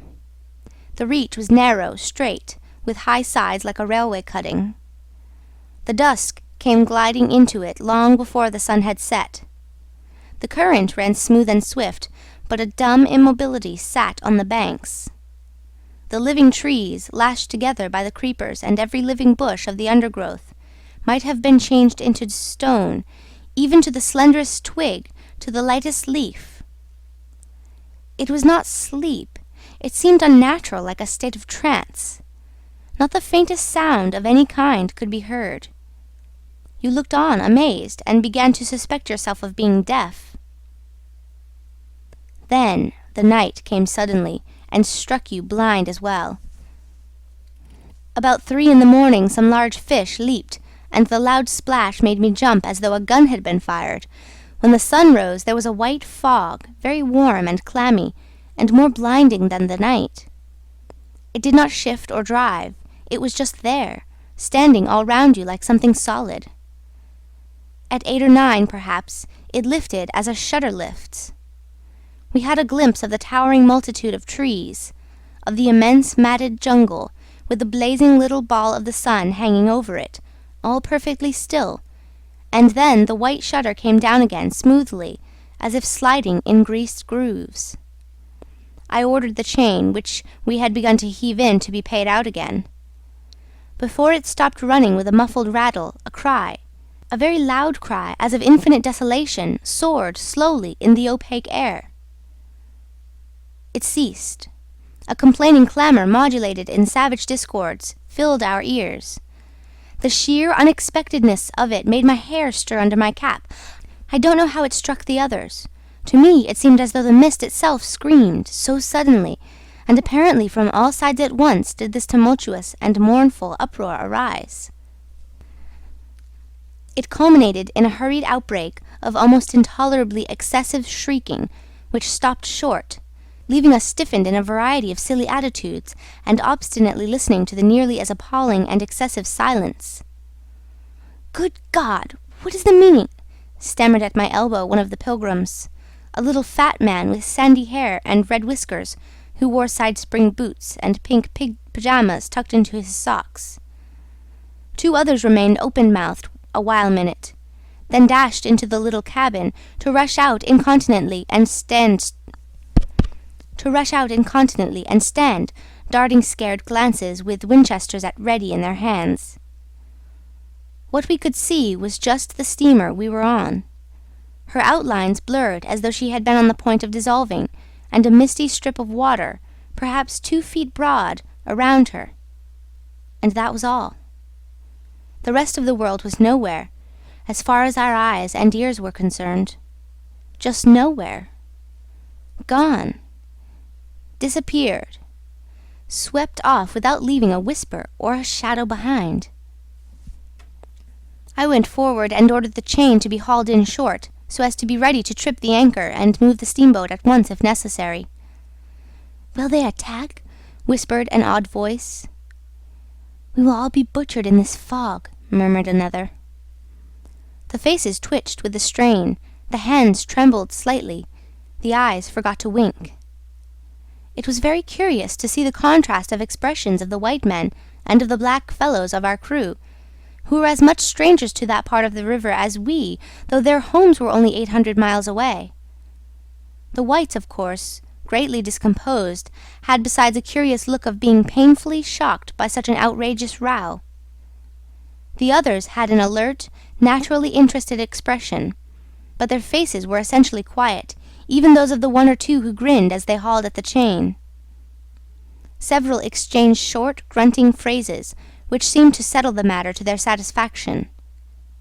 Their headman, a young, broad-chested black, severely draped in a dark blue fringed cloths, with fierce nostrils and his hair all done up artfully in oily ringlets, stood near me. "Aha!" I said, just for good fellowship's sake. "Catch 'em!" he snapped, with a bloodshot widening of his eyes and a flash of sharp teeth. "Catch 'im. Give 'im to us." "To you, eh?" I asked. "What would you do them?" "Eat 'em," he said curtly, and leaning his elbow on the rail, looked out into the fog in a dignified and profoundly pensive attitude. I would no doubt have been properly horrified had it not occurred to me that he and his chaps must be very hungry, that they must have been growing increasingly hungry for at least this month past. They had been engaged for 6 months. I don't think a single one of them had had any clear idea of the time, as we at the end of countless ages have. They still belonged to the beginnings of time, had no inherited experience to teach them, as it were. And of course, as long as there was a piece of paper written over in accordance with some farcical law or other made down the river, it didn't enter anybody's head to trouble how they would live. Certainly they had brought with them some rotten hippo meat, which couldn't have lasted very long anyway, even if the pilgrims hadn't, in the midst of a shocking hullabaloo, thrown a considerable quantity of it overboard. It looked like a high-handed proceeding, but it was really a case of legitimate self-defense. You can't breathe dead hippo walking, sleeping, and eating, and at the same time keep your precarious grip on existence. Besides that, they had given them every week 3 pieces of brass wire, each about 9 inches long, and the theory was they were to buy their provisions with that currency in riverside villages. You can see how that worked.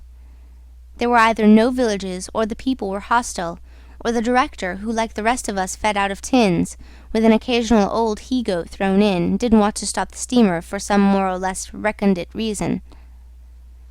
So unless they swallowed the wire itself, or made loops of it to snare the fishes with, I don't see what good their extravagant salary could be to them. I must say it was paid with a regularity worthy of a large and honourable trading company.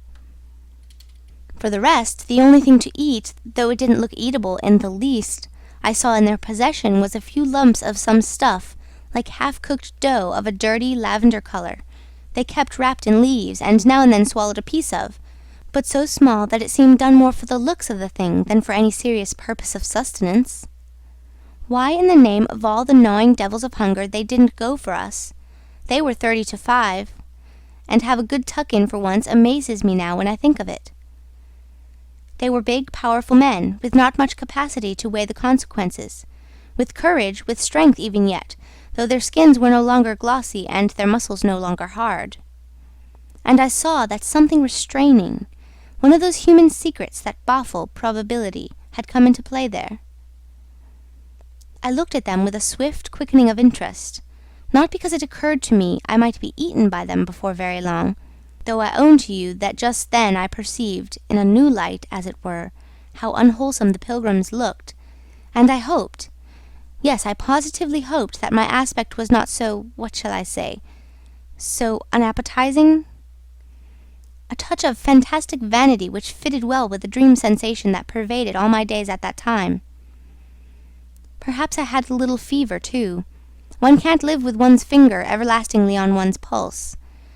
I had often a little fever, or a little touch of other things. The playful paw-strokes of the wilderness, the preliminary trifling before the more serious onslaught which came in due course. Yes, I looked at them as you would on any human being, with a curiosity of their impulses, motives, capacities, weaknesses, when brought to the test of an inexorable physical necessity. Restraint! What possible restraint? Was it superstition, disgust, patience, fear, or some kind of primitive honor? No fear can stand up to hunger, no patience can wear it out. Disgust simply does not exist where hunger is. And as to superstition, beliefs, and what you may call principles, they are less than chaff in a breeze. Don't you know the devilry of lingering starvation, its exasperating torment, its black thoughts, its sombre and brooding ferocity? Well, I do. It takes man all his inborn strength to fight hunger properly. It's really easier to face bereavement, dishonor, and the perdition of one's soul than this kind of prolonged hunger. Sad, but true. And these chaps, too, had no earthly reason for any kind of scruple.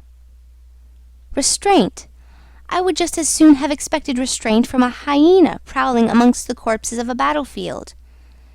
But there was the fact facing me. The fact, dazzling to be seen, like the foam on the depths of the sea, like a ripple on an unfathomable enigma, a mystery greater, when I thought of it, than the curious, inexplicable note of desperate grief in this savage clamour that had swept by us on the river-bank, behind the blind whiteness of the fog. Chapter 2, Part 2. Two pilgrims were quarrelling in hurried whispers as to which bank. Left. No, no. How can you? Right, right, of course. It is very serious, said the manager's voice behind me. I would be desolate if anything should happen to Mr. Kurtz before we came up.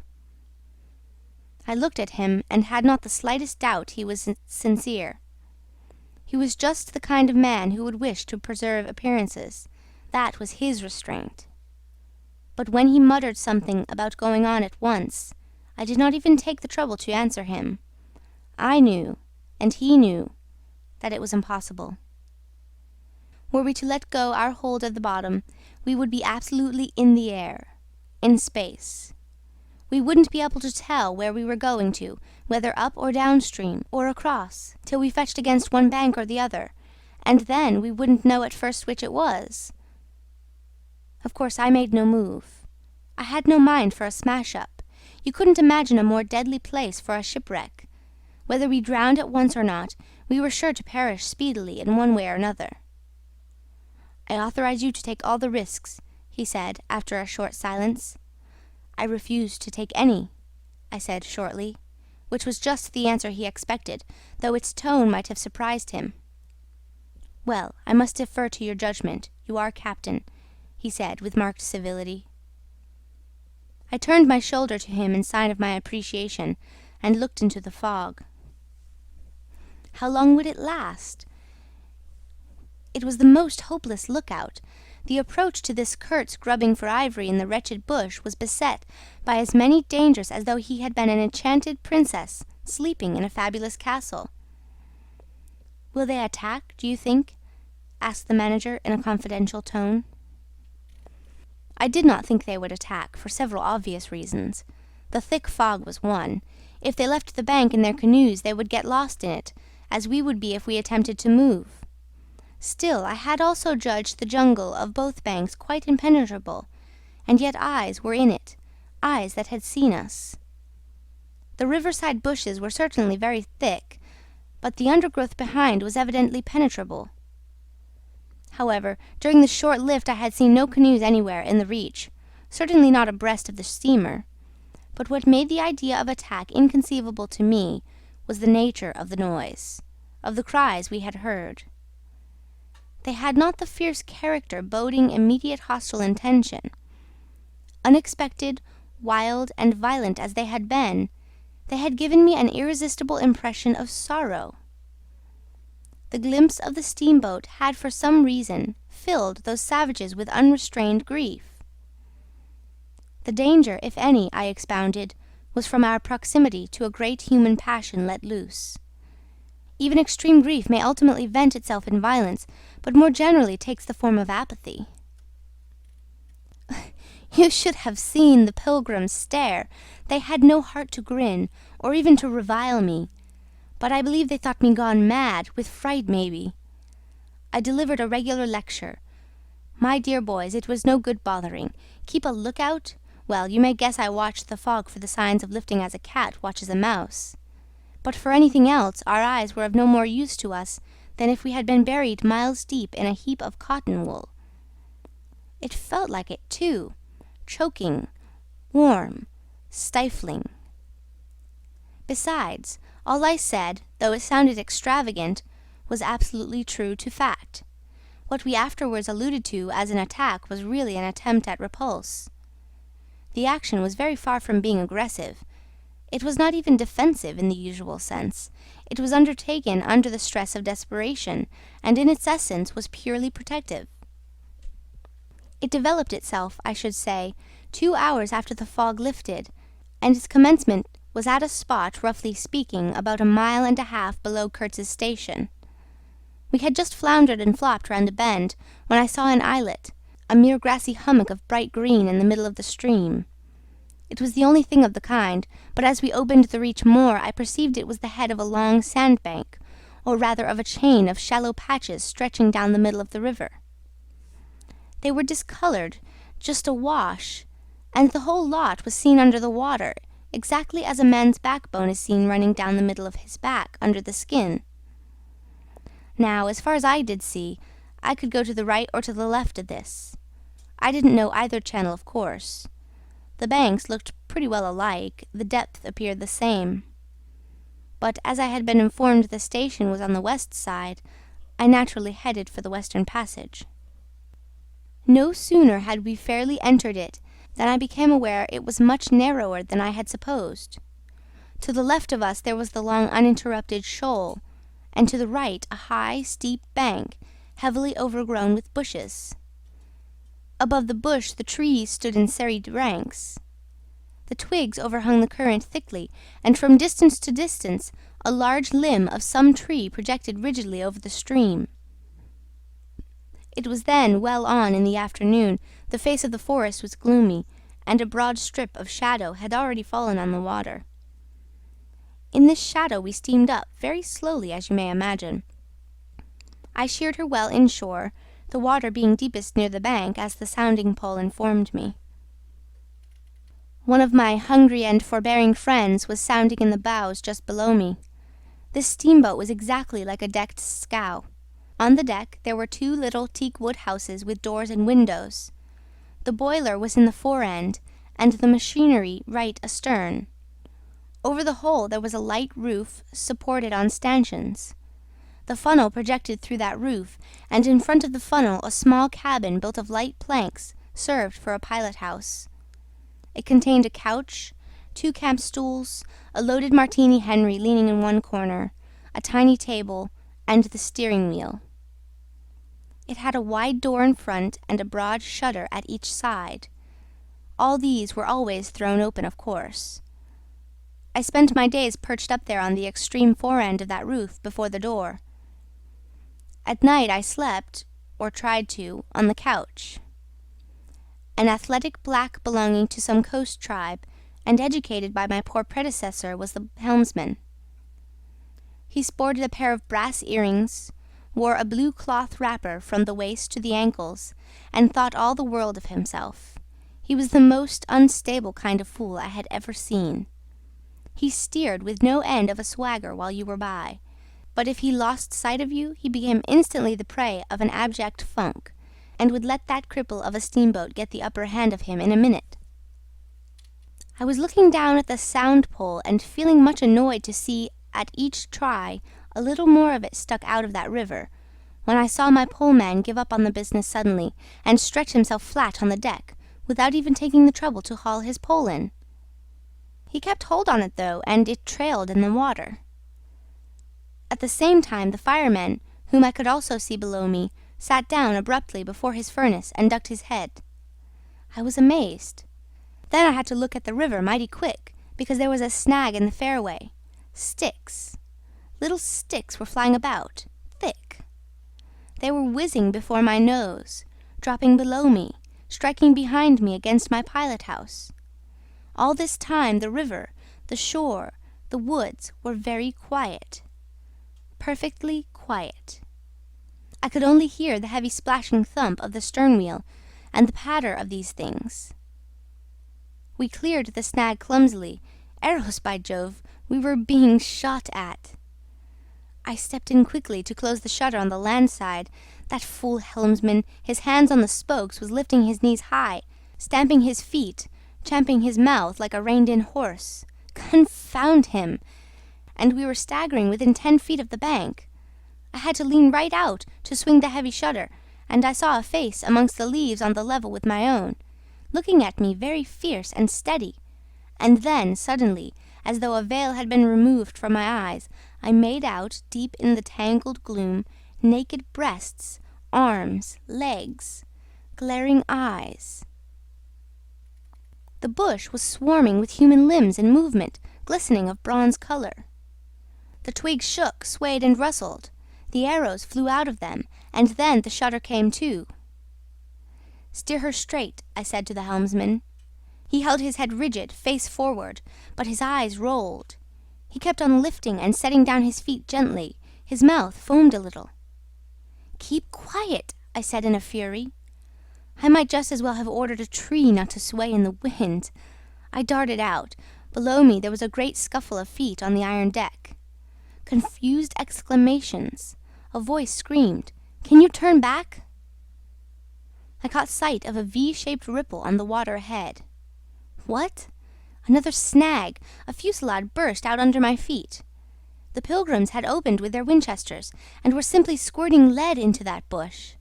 A deuce of a lot of smoke came up and drove slowly forward. I swore at it. Now I couldn't see the ripple or the snag either. I stood in the doorway, peering, and the arrows came in swarms. They might have been poisoned, but they looked as though they wouldn't kill a cat. The bush began to howl. Our woodcutters raised a warlike whoop. The report of a rifle just at my back deafened me. I glanced over my shoulder, and the pilot-house was yet full of noise and smoke when I made a dash at the wheel. The fool nigger had dropped everything. To throw the shutter open and let off that martini Henry. He stood before the wide opening, glaring, and I yelled at him to come back while I straightened the sudden twist out of that steamboat. There was no room to turn even if I had wanted to. The snag was somewhere very near ahead in that confounded smoke. There was no time to lose, so I just crowded her into the bank, right into the bank, where I knew the water was deep. We tore slowly along the overhanging bushes in a whirl of broken twigs and flying leaves. The fusillade below stopped short, as I had foreseen it would when the squirts got empty. I threw my head back to a glinting whiz that traversed the pilot-house, in at one shutter-hole and out at the other. Looking past that mad helmsman, who was shaking the empty rifle and yelling at the shore, I saw vague forms of men running bent double, leaping, gliding, distinct, incomplete, evanescent. Something big appeared in the air before the shutter. The rifle went overboard, and the man stepped back swiftly, looked at me over his shoulder in an extraordinary, profound, familiar manner, and fell upon my feet. The side of his head hit the wheel twice, and the end of what appeared a long cane clattered round and knocked over a little camp stool.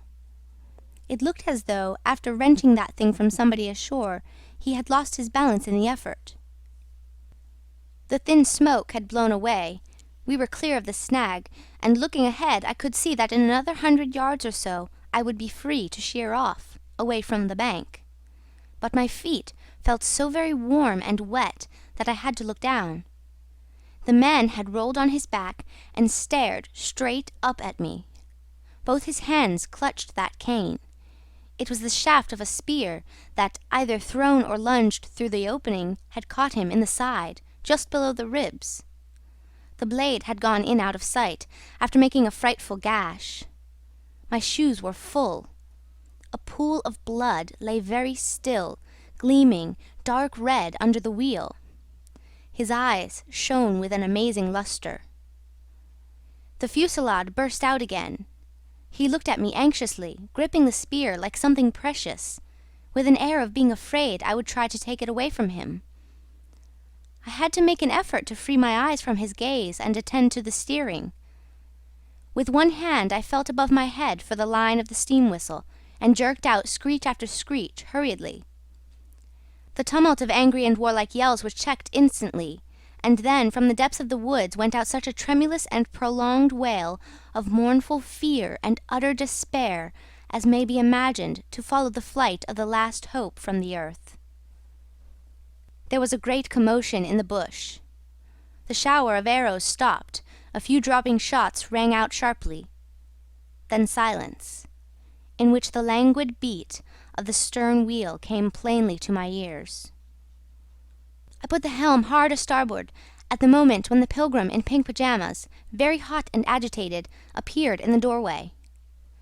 "The manager sends me," he began in an official tone, and stopped short.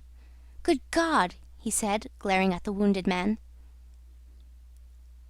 We two whites stood over him, and his lustrous and inquiring glance enveloped us both. I declare, it looked as though he would presently put to us some questions in an understandable language. But he died without uttering a sound, without moving a limb, without twitching a muscle. Only in the very last moment, as though in response to some sign we could not see, to some whisper we could not hear, he frowned heavily, and that frown gave to his black death mask an inconceivably sombre, brooding, and menacing expression. The lustre of inquiring glance faded swiftly into vacant glassiness. "Can you steer?" I asked the agent eagerly. He looked very dubious, but I made a grab at his arm, and he understood at once I meant him to steer whether or no. To tell you the truth, I was morbidly anxious to change my shoes and socks. "He is dead," murmured the fellow, immensely impressed. "No doubt about it," said I, tugging like mad at the shoelaces. "And by the way, I suppose Mr. Kurtz is dead as well by this time." For the moment that was the dominant thought. There was a sense of extreme disappointment, as though I had found out I had been striving after something altogether without a substance. I couldn't have been more disgusted if I had travelled all this way for the sole purpose of talking with Mr. Kurtz. I flung one shoe overboard, and became aware that that was exactly what I had been looking forward to. A talk with Kurtz. I made the strange discovery that I had never imagined him as doing, you know, but discoursing. I didn't say to myself, "Now I will never see him," or "Now I will never shake him by the hand," but "Now I will never hear him." The man presented himself as a voice. Not, of course, that I did not connect him with some sort of action. Hadn't I been told, in all the tones of jealousy and admiration, that he had collected, bartered, swindled, or stolen more ivory than all the other agents altogether? That was not the point. The point was in his being a gifted creature, and that all of his gifts, the one that stood out preeminently, that carried with it a sense of real presence, was his ability to talk. His words. The gift of expression. The bewildering, the illuminating, the most exalted and the most contemptible. The pulsating stream of light, or the deceitful flow from the heart of an impenetrable darkness. The other shoe went flying unto the devil-god of that river. I thought, by Jove, it's all over. We are too late. He has vanished. The gift has vanished, by means of some spear, arrow, or club. I will never hear that chap speak after all. And my sorrow had a startling extravagance of emotion, even such as I had noticed in the howling sorrow of these savages in the bush. I couldn't have felt more of lonely desolation somehow, had I been robbed of a belief or had missed my destiny in life. Why do you sigh in this beastly way? Somebody? Absurd? Well, absurd. Good Lord, mustn't a man ever... Here, give me some tobacco. There was a pause of profound stillness. Then a match flared, and Marlow's lean face appeared, worn, hollow, with downward folds and dropped eyelids, with an aspect of concentrated attention. And as he took vigorous draws at his pipe, it seemed to retreat and advance out of the night in the regular flicker of tiny flame.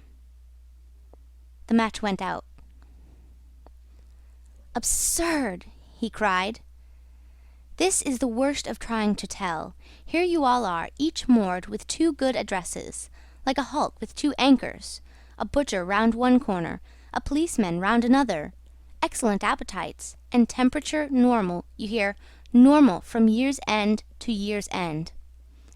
And you say, absurd. Absurd be exploded! Absurd! My dear boys, what can you expect from a man who, out of sheer nervousness, had just flung overboard a pair of new shoes?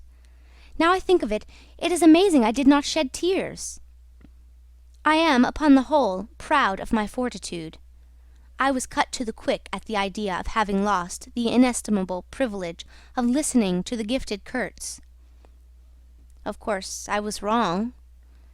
The privilege was waiting for me.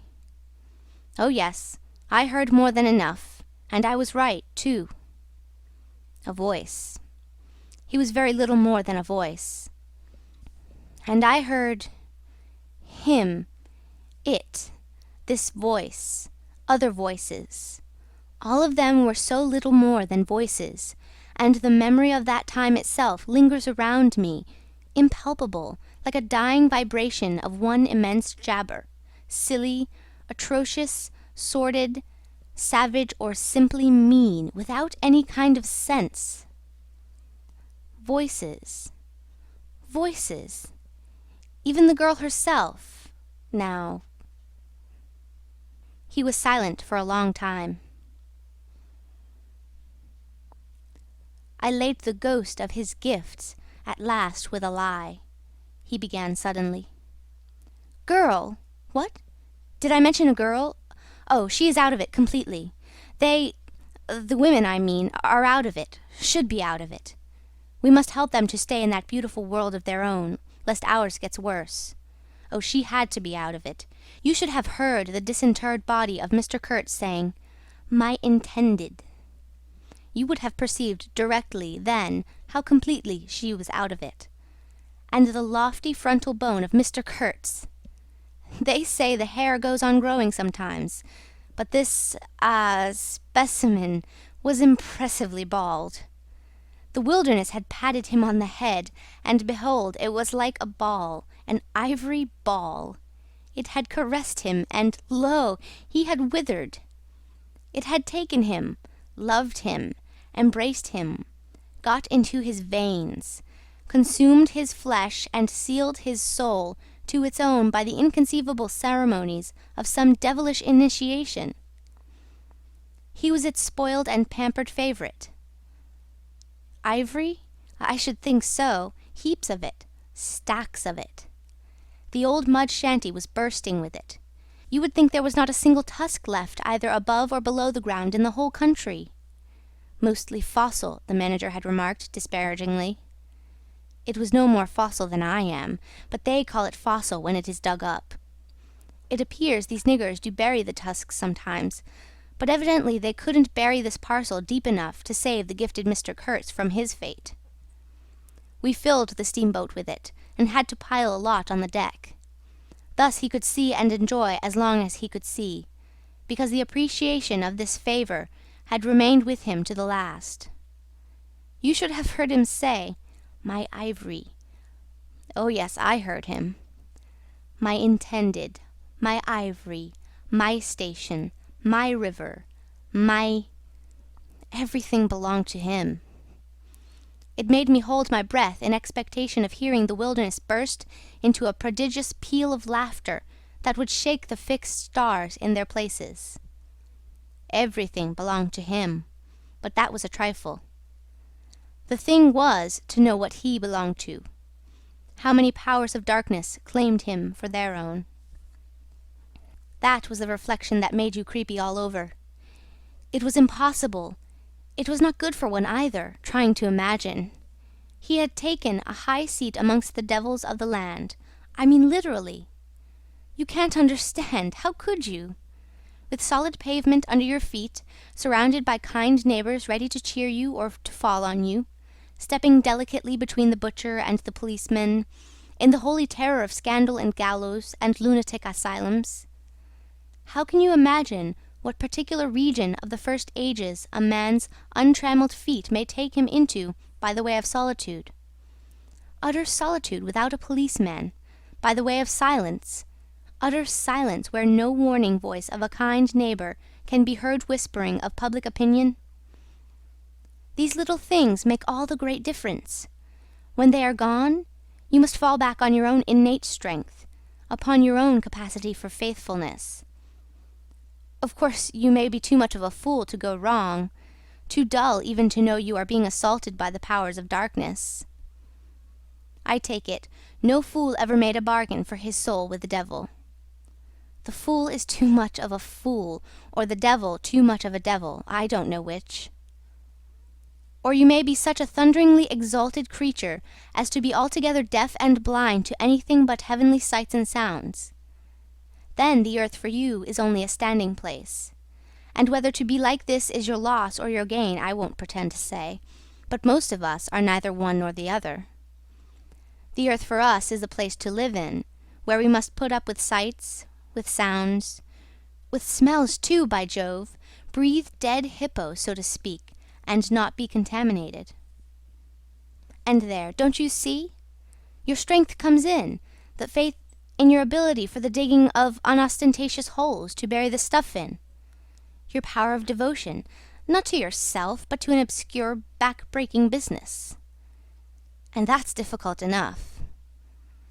Mind, I am not trying to excuse or even explain. I am trying to account myself for Mr. Kurtz, for the shade of Mr. Kurtz.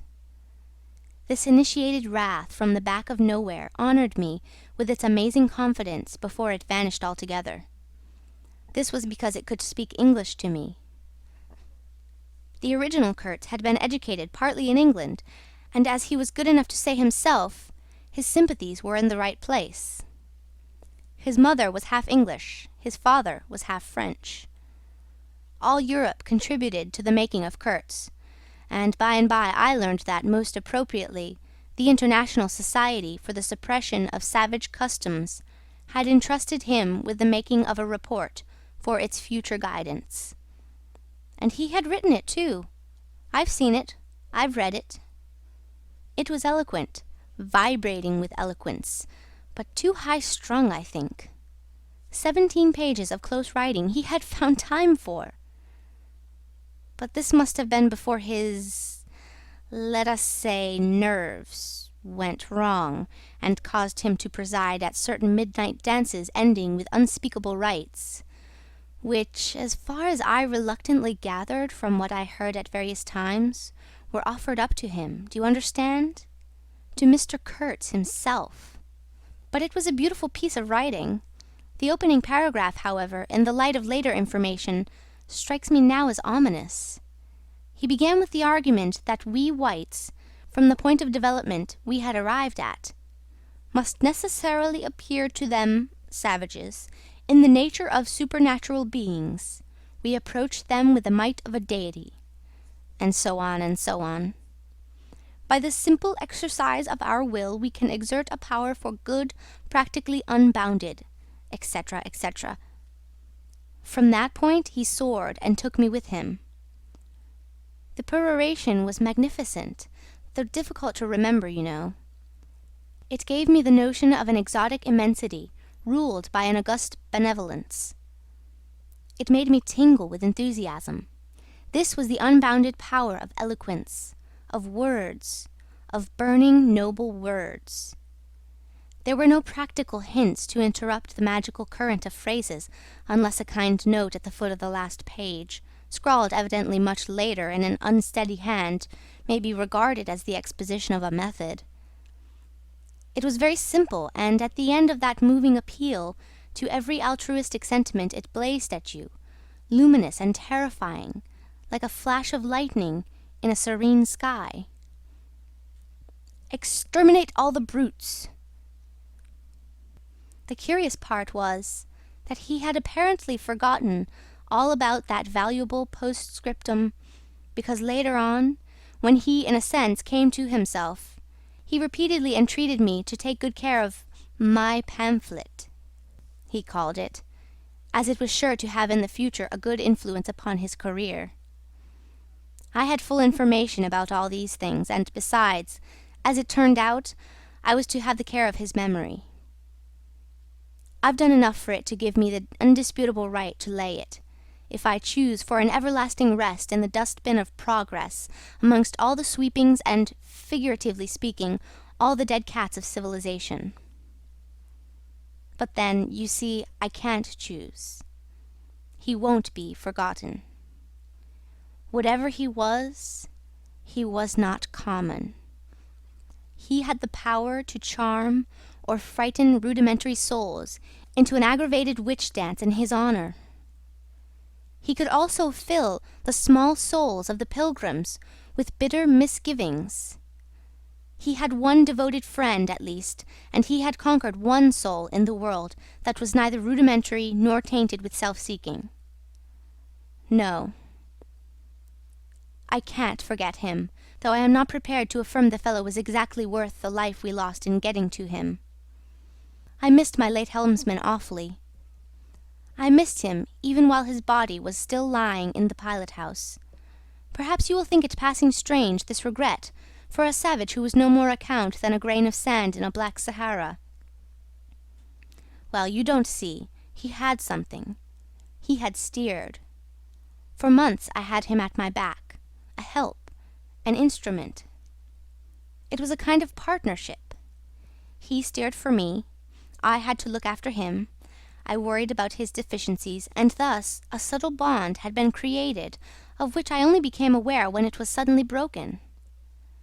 And the intimate profundity of that look he gave me when he received his hurt remains to this day in my memory, like a claim of distant kinship affirmed in a supreme moment. Poor fool! If he had only left that shudder alone! He had no restraint, just like Kurtz, a tree swayed by the wind. As soon as I had put on a dry pair of slippers, I dragged him out, after first jerking the spear out of his side, which operation I confess I performed with my eyes shut tight. His heels leaped together over the little doorstep. His shoulders were pressed to my breast. I hugged him from behind desperately.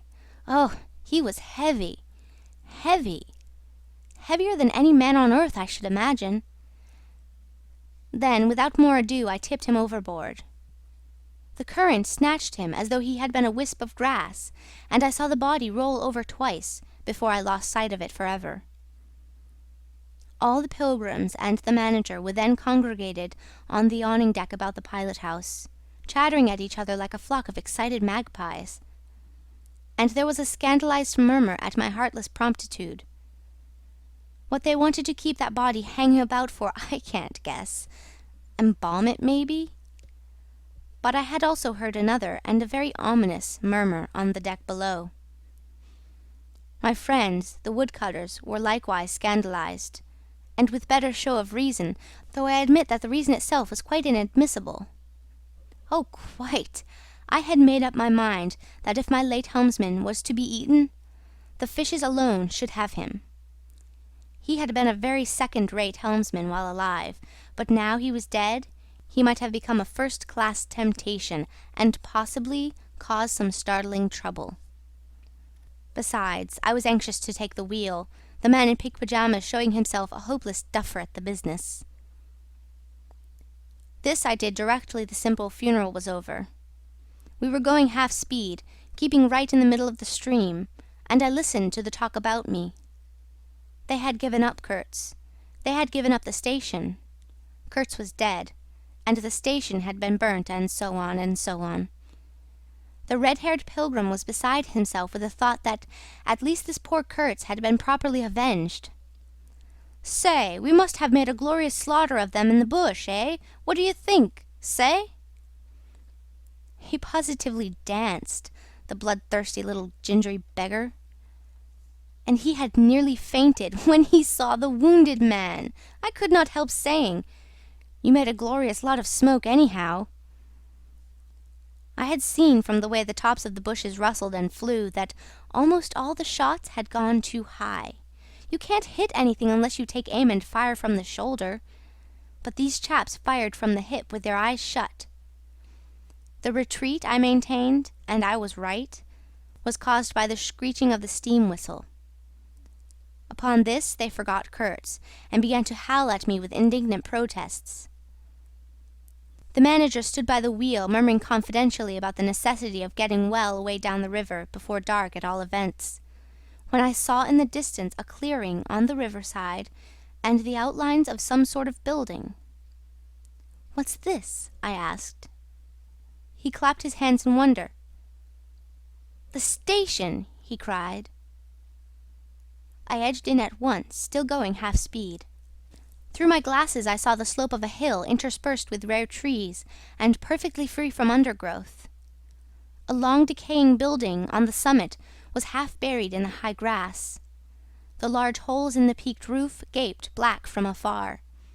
The jungle and the woods made a background.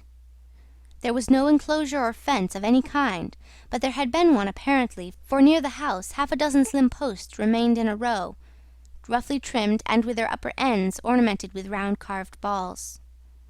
The rails, or whatever there had been between, had disappeared. Of course, the forest surrounded all that. The river-bank was clear, and on the water-side I saw a white man under a hat like a cartwheel beckoning persistently with his whole arm. Examining the edge of the forest above and below, I was almost certain I could see movements. Human forms gliding here and there. I steamed past prudently, then stopped the engines and let her drift down. The man on the shore began to shout, urging us to land. "We have been attacked," screamed the manager. I know, it's all right," yelled back the other, and as cheerful as you please, "Come along, it's all right, I am glad." His aspect reminded me of something I had seen, something funny I had seen somewhere.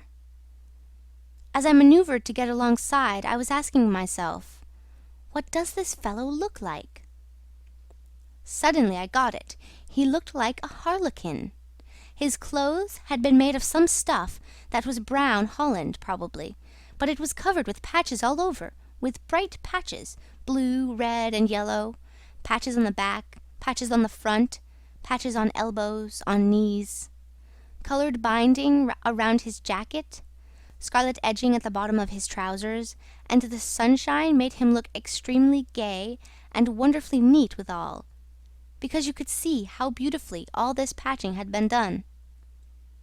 A beardless, boyish face, very fair, no features to speak of, nose peeling, little blue eyes, smiles and frowns chasing each other over that open countenance like sunshine and shadow on a windswept plain. "Look out, Captain!" he cried. "There's a snag lodged in here last night." What, another snag? I confess I swore shamefully. I had nearly holed my cripple to finish off that charming trip. The harlequin on the bank turned his little pug nose up to me. "You English?" he asked, all smiles. "Are you?" I shouted from the wheel. The smiles vanished, and he shook his head as if sorry for my disappointment. Then he brightened up. "Never mind," he cried encouragingly. "Are we in time?" I asked. "He is up there," he replied, with a toss of the head up the hill, and becoming gloomy all of a sudden. His face was like the autumn sky, overcast one moment and bright the next. When the manager, escorted by the pilgrims, all of them armed to the teeth, had gone to the house, this chap came on board. "I say, I don't like this. These natives are in the bush," I said. He assured me earnestly it was all right. "They are simple people," he added. "Well, I am glad you came. It took me all my time to keep them off." "But you said it was all right," I cried. "Oh, they meant no harm," he said, and as I stared he corrected himself. "Not exactly." Then vivaciously, "My faith, your pilot house wants a clean-up." In the next breath he advised me to keep enough steam on the boiler to blow the whistle in case of any trouble. "One good screech will do more for you than all your rifles. They are simple people," he repeated. He rattled away at such a rate he quite overwhelmed me. He seemed to be trying to make up for lots of silence, and actually hinted, laughing, that such was the case. "Don't you talk with Mr. Kurtz?" I said. "You don't talk with that man. You listen to him," he exclaimed with severe exultation. "But now—" He waved his arm, and in the twinkling of an eye was in the uttermost depths of despondency. In a moment he came up again with a jump, possessed himself of both my hands, shook them continuously while he gabbled, "Brother sailor, honor, pleasure, delight, introduce myself, Russian, son of an archpriest, government of Tamboy, what? Tobacco, English tobacco, the excellent English tobacco. Now that's brotherly. Smoke? Where's a sailor that does not smoke?" The pipe soothed him, and gradually I made out he had run away from school, had gone to sea in a Russian ship, ran away again, served some time in English ships, was now reconciled with the archpriest. He made a point of that. "But when one is young one must see things, gather experience, ideas, enlarge the mind." "Here," I interrupted, "you can never tell." "Here I met Mr. Kurtz," he said, youthfully solemn and reproachful. I held my tongue after that. It appears he had persuaded a Dutch trading house on the coast to fit him out with stores and goods, and had started for the interior with a light heart and no more idea of what would happen to him than a baby. He had been wandering about that river for nearly 2 years alone, cut off from everybody and everything. "I am not so young as I look. I am 25, he said. "At first old Van Schuiten would tell me to go to the devil," he narrated with keen enjoyment, "but I stuck to him and talked, till at last he got afraid I would talk the hind leg off his favourite dog, so he gave me some cheap things and a few guns, and told me he hoped he would never see my face again. Good old Dutchman Van Schuiten. I've sent him one small lot of ivory a year ago, so that he can't call me a little thief when I get back. I hope he got it. And for the rest, I don't care. I had some wood stacked for you. That was my old house. Did you see?" I gave him Towson's book. He made as though he would kiss me, but restrained himself. "The only book I had left, and I thought I had lost it," he said, looking at it ecstatically. "So many accidents happen to a man going about alone, you know. Canoes get upset sometimes, and sometimes you got to clear out so quick when the people get angry." He thumbed the pages. "You made notes in Russian?" I asked. He nodded. "I thought they were written in cipher," I said. He laughed, then became serious. "I had lots of trouble to keep these people off," he said. "Did they want to kill you?" I asked. "Oh, no!" he cried, and checked himself. "Why did they attack us?" I pursued. He hesitated, then said shamefacedly, "They don't want him to go." "Don't they?" I said curiously. He nodded, a nod full of mystery and wisdom. "I tell you," he cried, "this man has enlarged my mind." He opened his arms wide, staring at me with his little blue eyes that were perfectly round. Chapter 3, Part 1. I looked at him, lost in astonishment. There he was before me, in motley, as though he had absconded from a troupe of mimes, enthusiastic, fabulous. His very existence was improbable, inexplicable, and altogether bewildering. He was an insoluble problem. It was inconceivable how he had existed, how he had succeeded in getting so far, how he had managed to remain, why he did not instantly disappear. I went a little farther, he said, then still a little farther, till I had gone so far that I don't know how I'll ever get back. Never mind, plenty time, I can manage. You take Kurtz away, quick, quick, I tell you. The glamour of youth enveloped his party-coloured rags, his destitution, his loneliness, the essential desolation of his futile wanderings. For months, for years, his life hadn't been worth a day's purchase, and there he was, gallantly, thoughtlessly alive, to all appearances indestructible solely by the virtue of his few years and of his unreflecting audacity. I was seduced into something like admiration, like envy. Glamour urged him on. Glamour kept him unscathed. He surely wanted nothing from the wilderness but space to breathe in and to push on through. His need was to exist, and to move onwards at the greatest possible risk, and with a maximum of privation.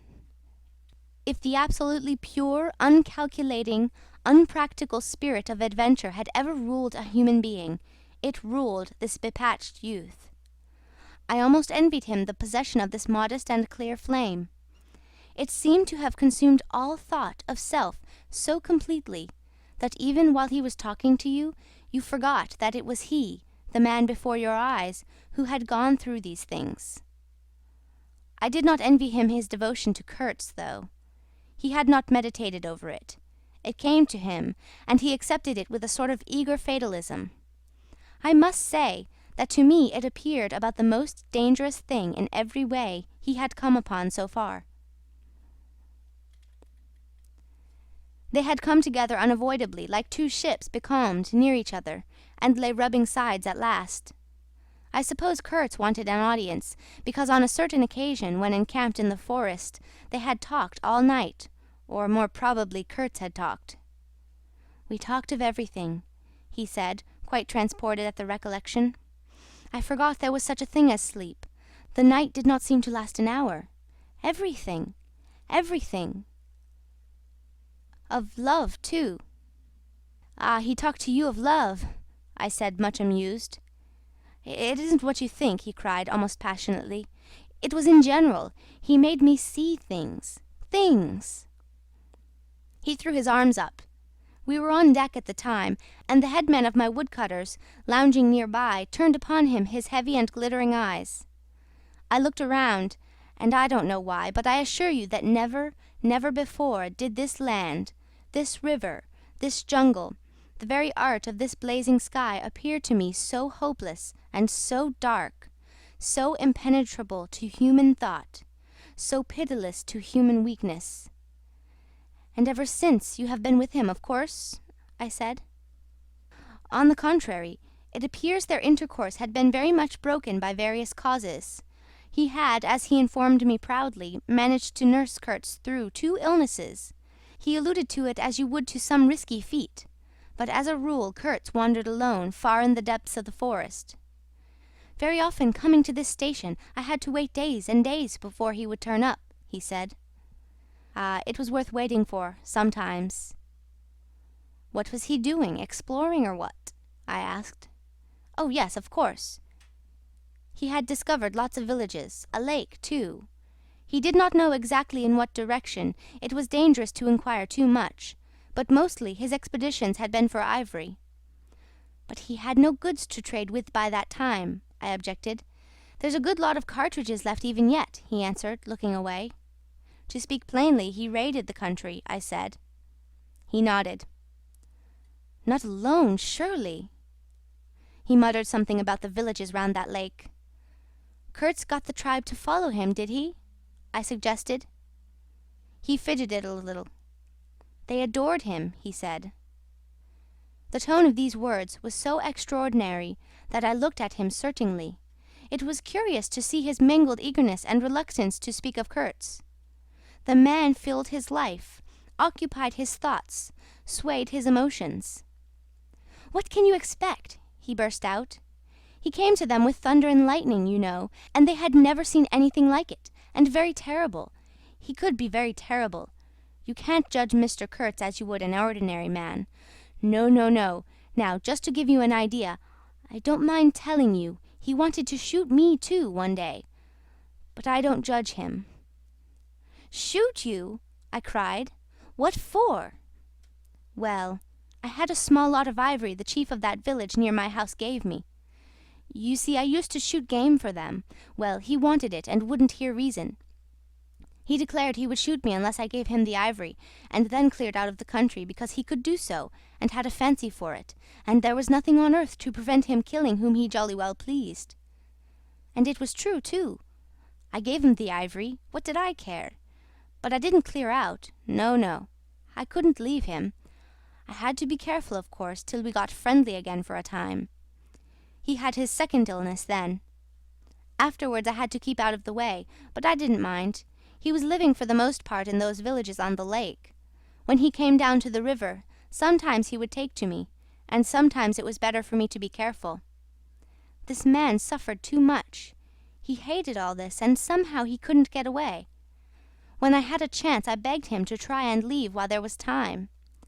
I offered to go back with him, and he would say yes, and then he would remain, go off on another ivory hunt, disappear for weeks, forget himself amongst these people, forget himself, you know.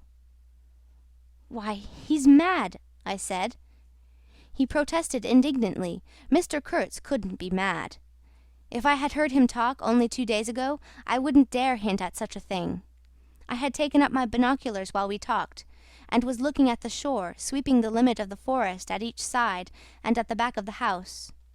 The consciousness of there being people in that bush, so silent, so quiet, as silent and quiet as the ruined house on the hill, made me uneasy. There was no sign on the face of nature of this amazing tale that was not so much told as suggested to me in desolate exclamations, completely by shrugs, in uninterrupted phrases, in hints ending in deep sighs. The woods were unmoved, like a mask, heavy like the closed door of a prison. They looked with their air of hidden knowledge, of patient expectation, of unapproachable silence. The Russian was explaining to me that it was only lately that Mr. Kurtz had come down to the river, bringing along with him all the fighting men of that lake tribe. He had been absent for several months, getting himself adored, I suppose, and had come down unexpectedly with the intention to all appearance of making a raid either across the river or downstream. Evidently the appetite for more ivory had got the better of the, what shall I say, less material aspirations. However, he had got much worse suddenly. "I heard he was lying helpless, and so I came up, took my chance," said the Russian. "Oh, he is bad, very bad." I directed my glass to the house. There were no signs of life, but there was the ruined roof, the long mud wall peeping above the grass, with 3 little square window holes, no 2 of the same size. All this brought within reach of my hand, as it were. And then I made a brusque movement, and one of the remaining posts of that vanished fence leapt up in the field of my glass. You remember I told you I had been struck at that distance by certain attempts at ornamentation, rather remarkable in the ruinous aspect of the place. Now I had suddenly the nearer view, and its first result was to make me throw my head back as if before a blow. Then I went carefully from post to post with my glass, and I saw my mistake. These round knobs were not ornamental but symbolic. They were expressive and puzzling, striking and disturbing, food for thought and also for vultures if there be any looking down from the sky, but at all events for such ants as were industrious enough to ascend the pole. They would have been even more impressive, those heads on the stakes, if their faces had not been turned to the house. Only one, the first I had made out, was facing my way. I was not so shocked as you may think. The start back I had given was really nothing but a movement of surprise. I had expected to see a knob of wood there, you know. I returned deliberately to the first I had seen, and there it was, black, dried, sunken, with closed eyelids. a head that seemed to sleep at the top of the pole, and, with the shrunken dry lips showing a narrow white line of the teeth, was smiling too, smiling continuously at some endless and jocose dream of that eternal slumber. I am not disclosing any trade secrets. In fact, the manager said afterwards that Mr. Kurtz's methods had ruined the district. I have no opinion on that point, but I want you clearly to understand that there was nothing exactly profitable in these heads being there. They only showed that Mr. Kurtz lacked restraint in the gratification of his various lusts, that there was something wanting in him, some small matter which, when the pressing need arose, could not be found under his magnificent eloquence. Whether he knew of this deficiency himself, I can't say. I think the knowledge came to him at last, only at the very last. But the wilderness had found him out early, and had taken on him a terrible vengeance for the fantastic invasion. I think it had whispered to him things about himself which he did not know, things of which he had no conception till he took counsel with this great solitude, and the whisper had proved irresistibly fascinating. It echoed loudly within him because he was hollow at the core. I put down the glass, and the head that had appeared near enough to be spoken to seemed at once to have leapt away from me into inaccessible distance. The admirer of Mr. Kurtz was a bit crestfallen. In a hurried, indistinct voice, he began to assure me he had dared not to take these, say, symbols down. He was not afraid of the natives. They would not stir till Mr. Kurtz gave the word. His ascendancy was extraordinary. The camps of these people surrounded the place, and the chiefs came every day to see him. They would crawl. "I don't want to know anything of the ceremonies used when approaching Mr. Kurtz," I shouted. Curious, this feeling that came over me that such details would be more intolerable than those heads drying on the stakes under Mr. Kurtz's windows. After all, that was only a savage sight, while I seemed at one bound to have been transported into some lightless region of subtle horrors, where pure, uncomplicated savagery was a positive relief, being something that had a right to exist, obviously, in the sunshine. The young man looked at me with surprise. I suppose it did not occur to him that Mr. Kurtz was no idol of mine. He forgot I hadn't heard any of these splendid monologues on, what was it? On love, justice, conduct of life, or what not. If it had come to crawling before Mr. Kurtz, he crawled as much as the veriest savage of them all. I had no idea of the conditions, he said. These heads were the heads of rebels. I shocked him excessively by laughing. Rebels! What would be the next definition I was to hear? There had been enemies, criminals, workers, and these were rebels. Those rebellious heads looked very subdued to me on their sticks. "You don't know how such a life tries a man like Kurtz," cried Kurtz's last disciple. "Well, and you?" I said. I am a simple man. I have no great thoughts. I want nothing from anybody. How can you compare me to—" His feelings were too much for speech, and suddenly he broke down. "I don't understand," he groaned. "I've been doing my best to keep him alive, and that's enough. I had no hand in all this. I have no abilities. There hasn't been a drop of medicine or a mouthful of invalid food for months here. He was shamefully abandoned. A man like this, with such ideas. Shamefully, shamefully. I haven't slept for the last 10 nights." His voice lost itself in the calm of the evening. The long shadows of the forest had slipped downhill while we talked, had gone far beyond the ruined hovel, beyond the symbolic row of the stakes. All this was in the gloom, while we down there were yet in the sunshine, and the stretch of the river abreast of the clearing glittered in a still and dazzling splendor, with a murky and overshadowed bend above and below. Not a living soul was seen on the shore. The bushes did not rustle. Suddenly, round the corner of the house, a group of men appeared, as though they had come up from the ground. They waded waist-deep in the grass, in a compact body bearing an improvised stretcher in their midst.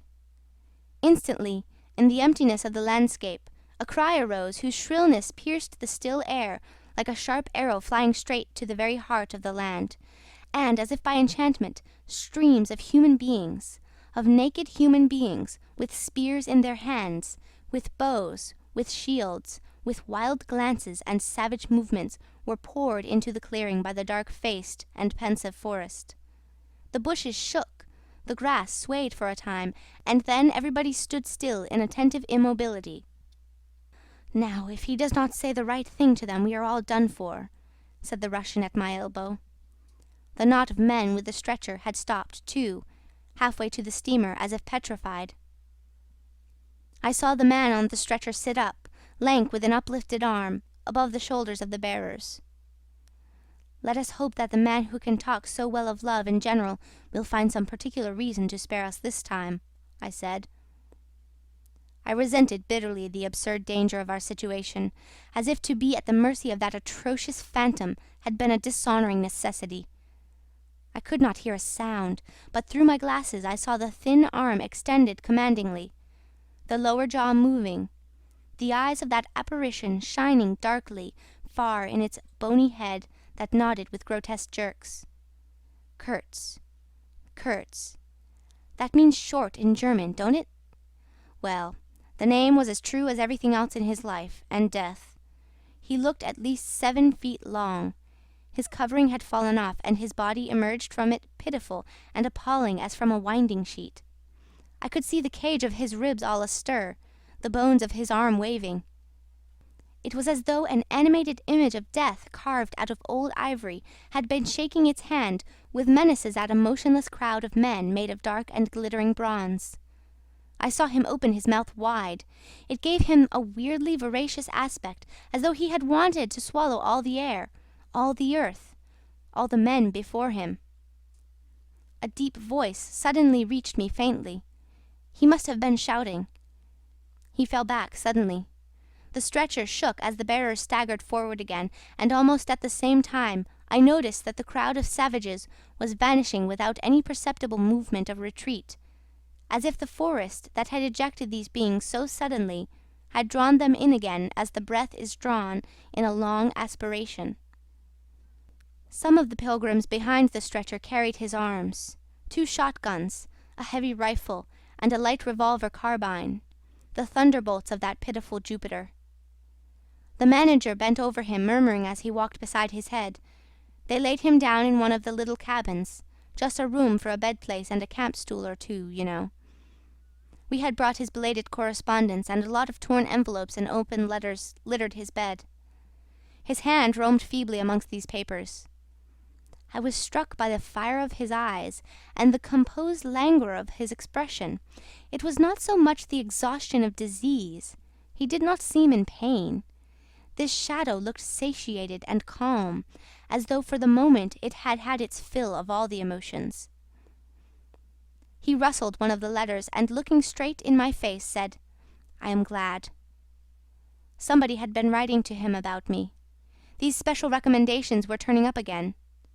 The volume of tone he emitted without effort, almost without the trouble of moving his lips, amazed me. A voice! A voice! It was grave, profound, vibrating, while the man did not seem capable of a whisper. However, he had enough strength in him, factitious no doubt, to very nearly make an end of us, as you shall hear directly. The manager appeared silently in the doorway. I stepped out at once, and he drew the curtain after me. The Russian, eyed curiously by the pilgrims, was staring at the shore.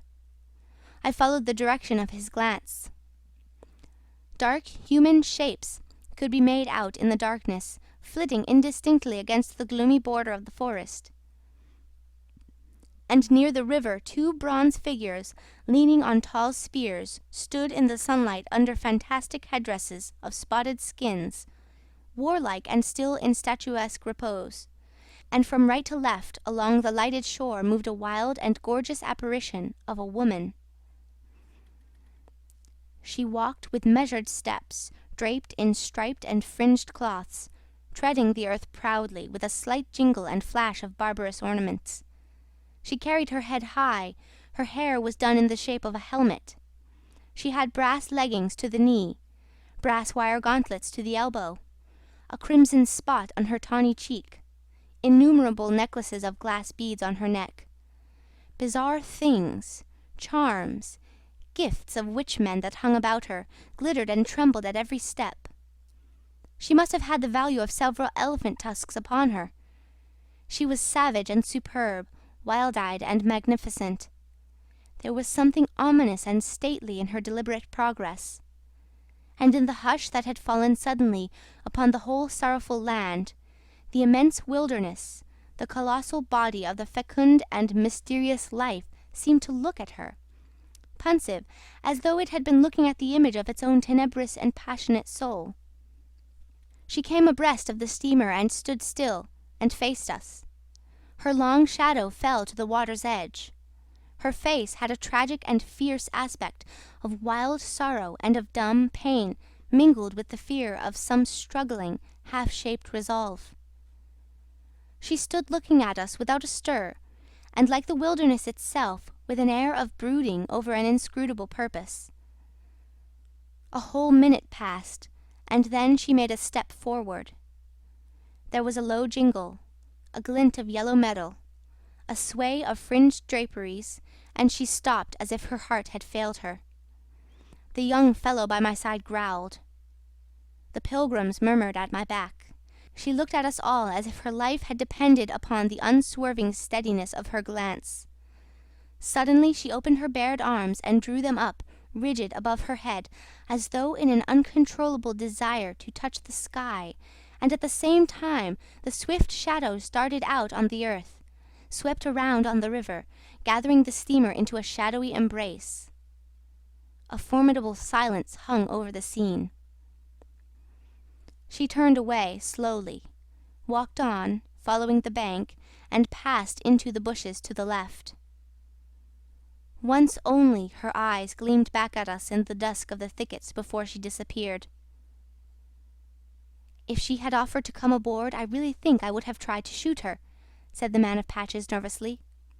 "I have been risking my life every day for the last fortnight to keep her out of the house. She got in one day and kicked up a row about those miserable rags I picked up in the storeroom to mend my clothes with. I wasn't decent. At least it must have been that, for she talked like a fury to Kurtz for an hour, pointing at me now and then. I don't understand the dialect of this tribe. Luckily for me, I fancy Kurtz felt too ill that day to care, or there would have been mischief. I don't understand. No, it's too much for me. Ah, well, it's all over now." At this moment I heard Kurtz's deep voice behind the curtain. "Save me! Save the ivory, you mean. Don't tell me. Save me. Why, I've had to save you. You are interrupting my plans now. Sick, sick. Not so sick as you would like to believe. Never mind, I'll carry my ideas out yet. I will return. I'll show you what can be done. You with your little peddling notions. You are interfering with me. I will return. The manager came out. He did me the honor to take me under the arm and lead me aside. "He is very low, he said. He considered it necessary to sigh, but neglected to be consistently sorrowful. We have done all we could for him, haven't we? But there is no disguising the fact. Mr. Kurtz has done more harm than good to the company. He did not see the time was not ripe for vigorous action. Cautiously, that's my principle. We must be cautious yet. The district is closed to us for a time.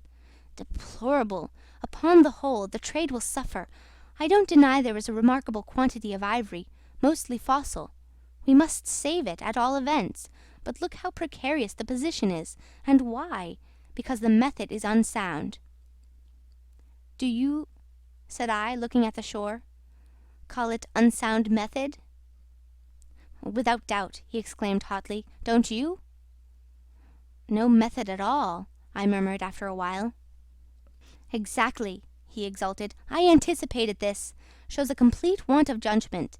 It is my duty to point it out in the proper quarter."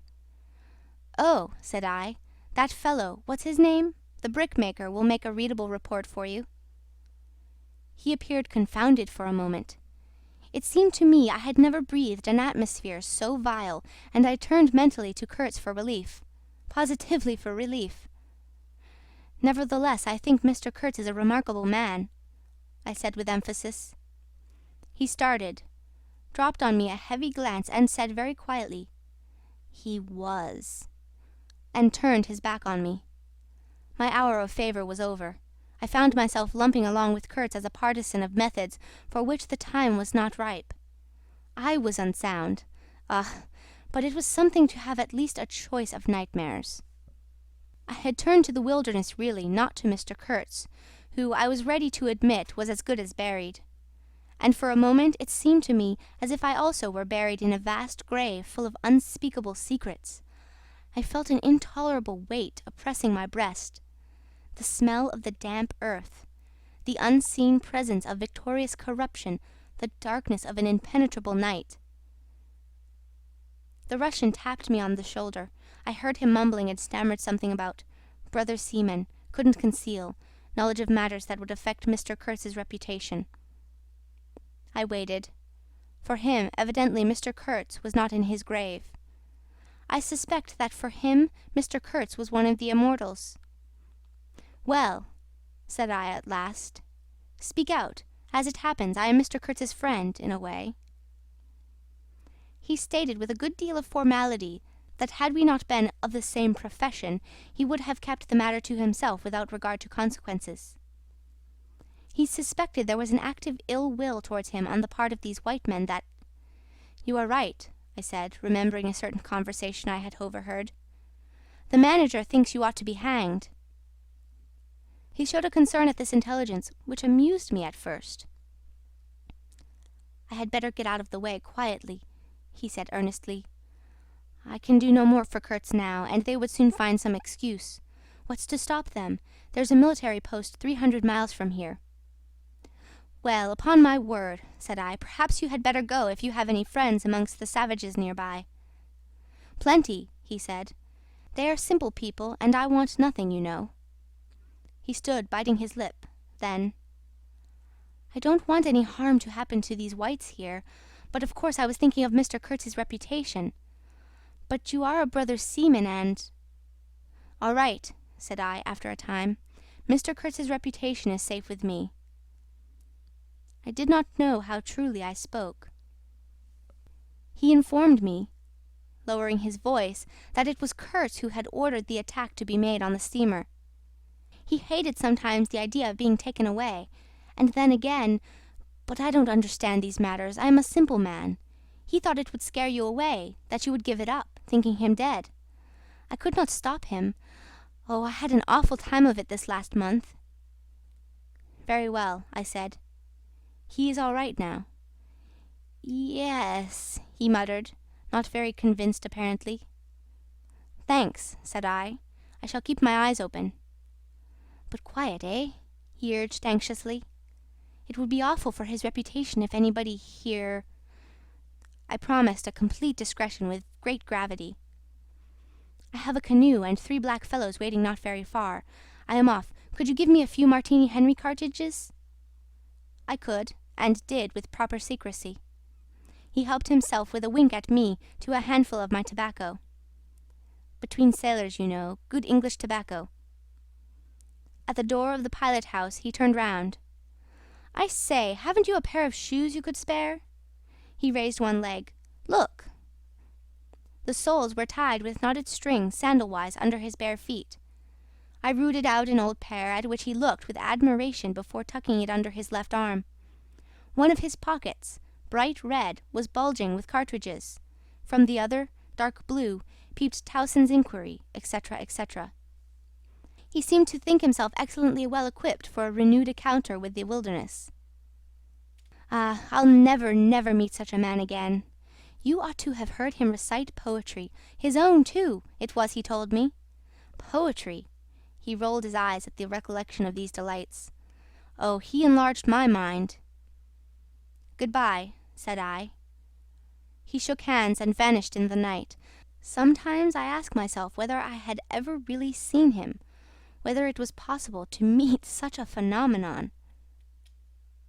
Chapter 3, Part 2. When I woke up shortly after midnight, his warning came to my mind with its hint of danger that seemed, in the starred darkness, real enough to make me get up for the purpose of having a look around.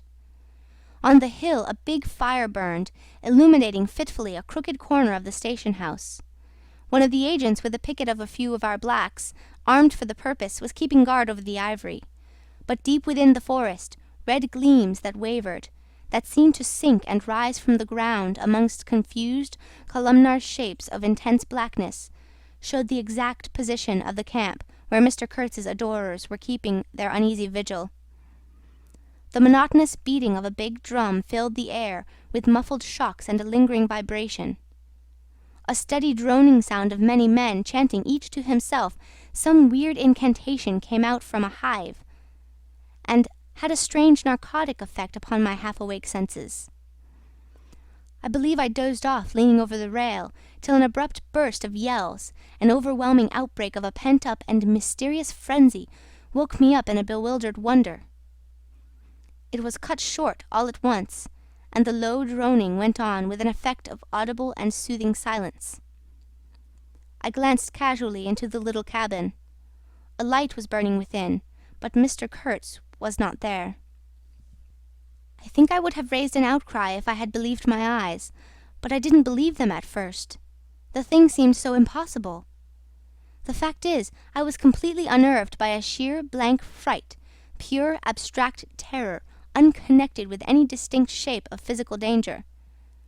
What made this emotion so overpowering was, how shall I define it, the moral shock I received, as if something altogether monstrous, intolerable to thought and odious to the soul, had been thrust upon me unexpectedly. This lasted, of course, the merest fraction of a second, and then the usual sense of commonplace deadly danger, the possibility of a sudden onslaught and massacre, or something of the kind, which I saw impending, was positively welcome and composing. It pacified me, in fact, so much that I did not raise an alarm. There was an agent buttoned up inside an ulster and sleeping on a chair on deck within 3 feet of me. The yells had not awakened him. He snored very slightly. I left him to his slumbers and leapt ashore. I did not betray Mr. Kurtz. It was ordered I should never betray him. It was written I should be loyal to the nightmare of my choice. I was anxious to deal with this shadow by myself, alone, and to this day I don't know why I was so jealous of sharing with anyone the peculiar blackness of that experience. As soon as I got on the bank I saw a broad trail through the grass. I remember the exultation with which I said to myself, "He can't walk, he is crawling on all fours. I've got him." The grass was wet with dew. I strode rapidly with clenched fists. I fancy I had some vague notion of falling upon him and giving him a drubbing. I don't know. I had some imbecile thoughts. The knitting old woman with the cat obtruded herself upon my memory as a most improper person to be sitting at the other end of such an affair. I saw a row of pilgrims squirting lead in the air out of Winchesters held to the hip. I thought I would never get back to the steamer, and imagined myself living alone and unarmed in the woods to an advanced age. Such silly things, you know. And I remember I confounded the beat of the drum with the beating of my heart, and was pleased at its calm regularity. I kept to the track, though, then stopped to listen. The night was very clear, a dark blue space sparkling with dew and starlight, in which black things stood very still. I thought I could see a kind of motion ahead of me. I was strangely cocksure of everything that night. I actually left the track and ran in a wide semicircle, I verily believe, chuckling to myself, so as to get in front of that stir, of that motion I had seen, if indeed I had seen anything. I was circumventing Kurtz as though it had been a boyish game. I came upon him, and if he had not heard me coming, I would have fallen over him too, but he got up in time. He rose, unsteady, long, pale, indistinct, like a vapour exhaled by the earth, and swayed slightly, misty and silent before me, while at my back the fires loomed between the trees, and the murmur of many voices issued from the forest. I had cut him off cleverly, but when actually confronting him, I seemed to come to my senses. I saw the danger in its right proportion. It was by no means over yet. Suppose he began to shout. Though he could hardly stand, there was still plenty of vigour in his voice. "Go away, hide yourself," he said in that profound tone. It was very awful. I glanced back. We were within 30 yards from the nearest fire. A black figure stood up, strode on long black legs, waving long black arms across the glow. It had horns, antelope horns, I think, on its head. Some sorcerer, some witch man, no doubt. It looked fiend-like enough. "Do you know what you are doing?" I whispered. "Perfectly," he answered, raising his voice for that single word. It sounded to me far off, and yet loud, like a hail through a speaking trumpet. "If he makes a row, we are lost," I thought to myself. This clearly was not a case for fisticuffs, even apart from the very natural aversion I had to beat that shadow, this wandering and tormented thing. "You will be lost," I said, "utterly lost." One gets sometimes such a flash of inspiration, you know. I did say the right thing, though indeed he could not have been more irretrievably lost than he was at this very moment, when the foundations of our intimacy were being laid, to endure, even to the end, even beyond. "I had immense plans," he muttered irresolutely. "Yes," said I, "but if you try to shout, I'll smash your head with—" There was not a stick or a stone near. "I will throttle you for good," I corrected myself. "I was on the threshold of great things," he pleaded, in a voice of longing, with a wistfulness of tone that made my blood run cold. "And now for this stupid scoundrel—" "Your success in Europe is assured in any case," I affirmed steadily.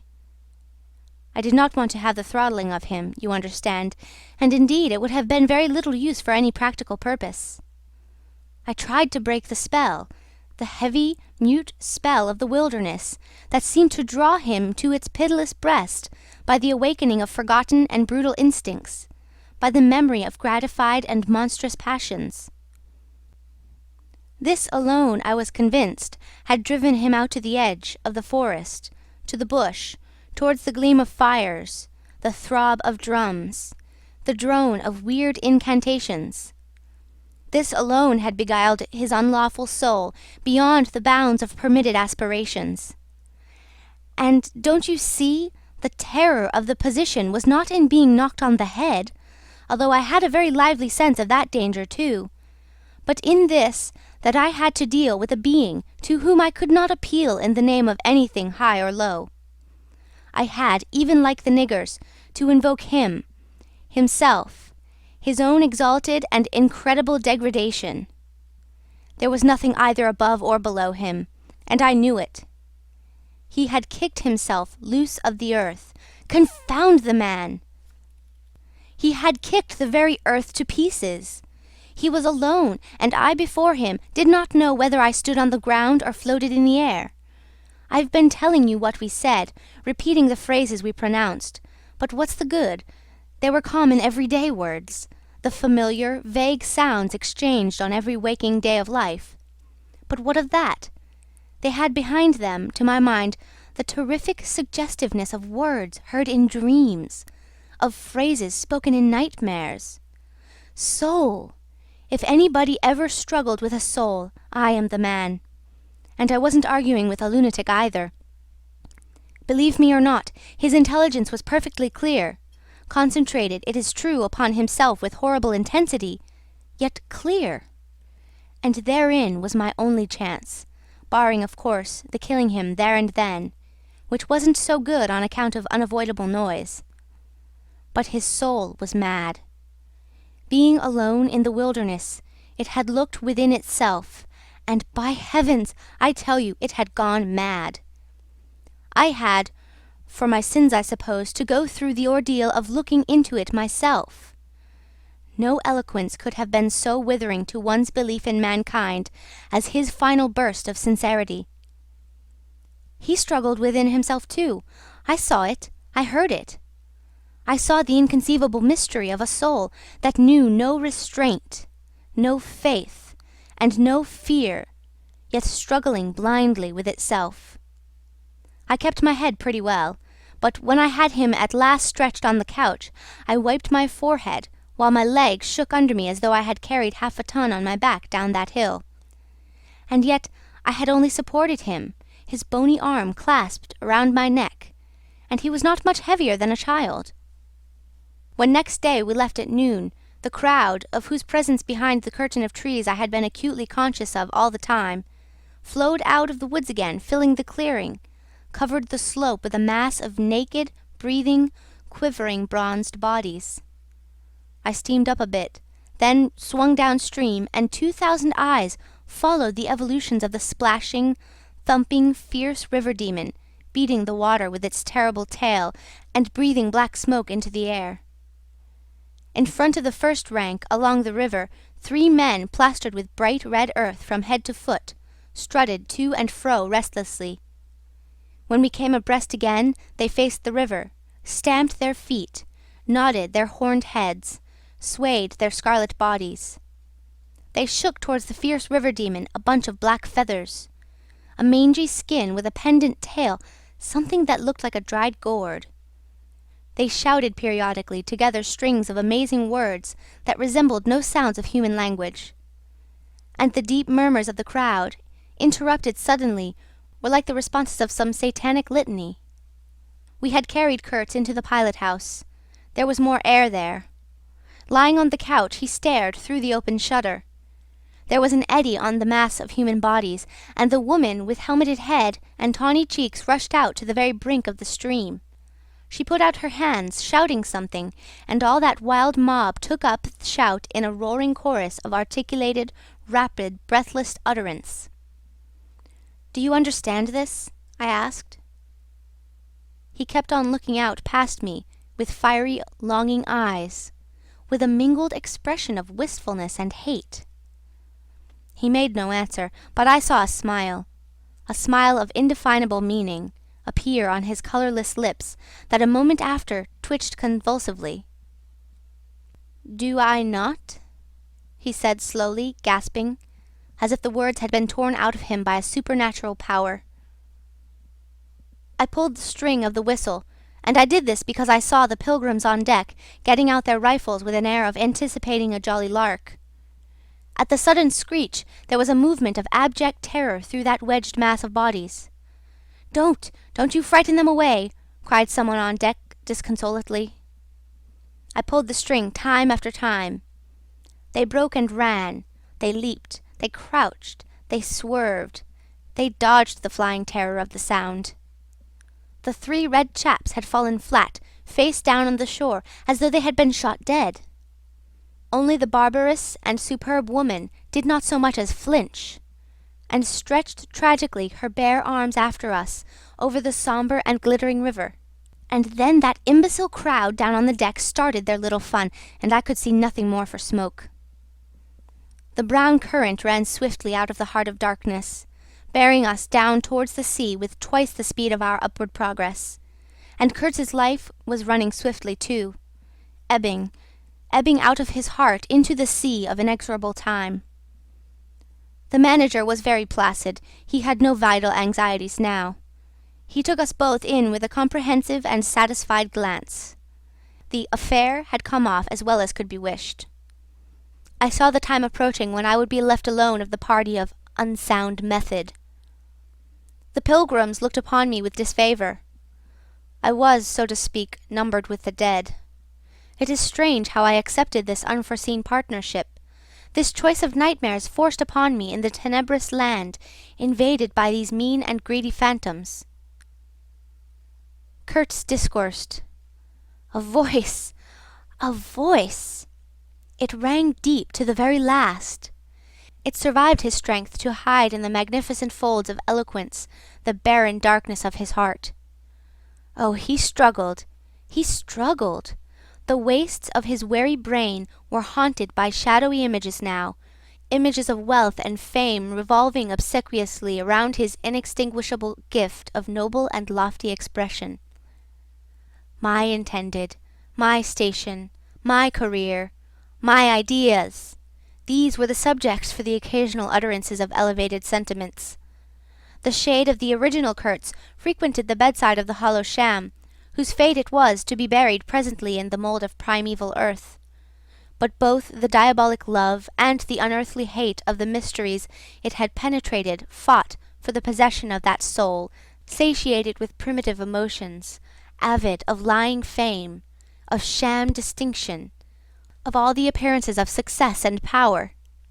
Sometimes he was contemptibly childish. He desired to have kings meet him at railway stations on his return from some ghastly nowhere, where he intended to accomplish great things. You show them you have in you something that is really profitable, and then there will be no limits to the recognition of your ability, he would say. Of course, you must take care of the motives, right motives, always.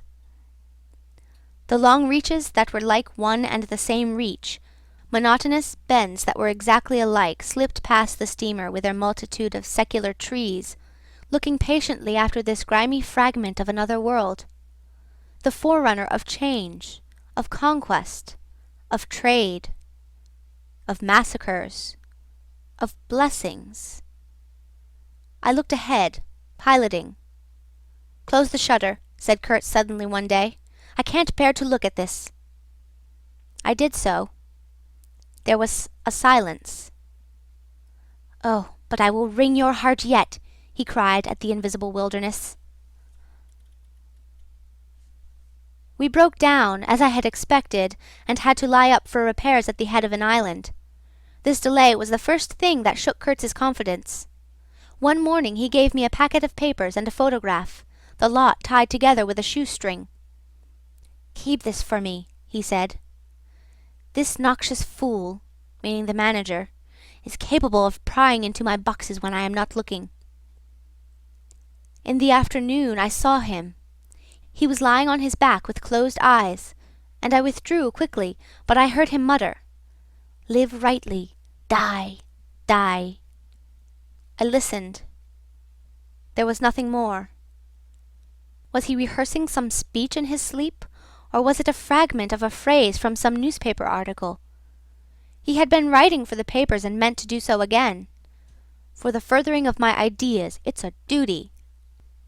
His was an impenetrable darkness. I looked at him as you peer down a man who is lying at the bottom of a precipice where the sun never shines. But I had not much time to give him, because I was helping the engine driver to take to pieces the leaky cylinders, to straighten a bent connecting rod, and in other such matters. I lived in an infernal mess of rust, filings, nuts, bolts, spanners, hammers, ratchet drills, things I abominate because I don't get on with them. I tended the little forge we fortunately had aboard. I toiled wearily in a wretched scrap heap unless I had the shakes too bad to stand. One evening, coming in with a candle, I was startled to hear him say a little tremulously, "I am lying here in the dark waiting for death." The light was within a foot of his eyes. I forced myself to murmur, "Oh, nonsense," and stood over him as if transfixed. Anything approaching the change that came over his features I have never seen before, and hope never to see again. Oh, I wasn't touched. I was fascinated. It was as though a veil had been rent. I saw on that ivory face the expression of sombre pride, of ruthless power, of craven terror, of an intense and hopeless despair.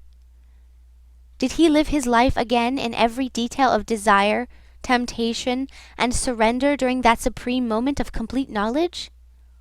He cried in a whisper at some image, at some vision. He cried out twice, a cry that was no more than a breath. "The horror! The horror!" I blew the candle out and left the cabin. The pilgrims were dining in the mess room, and I took my place opposite the manager, who lifted his eyes to give me a questioning glance, which I successfully ignored. He leaned back, serene, with that peculiar smile of his sealing the unexpressed depths of his meanness.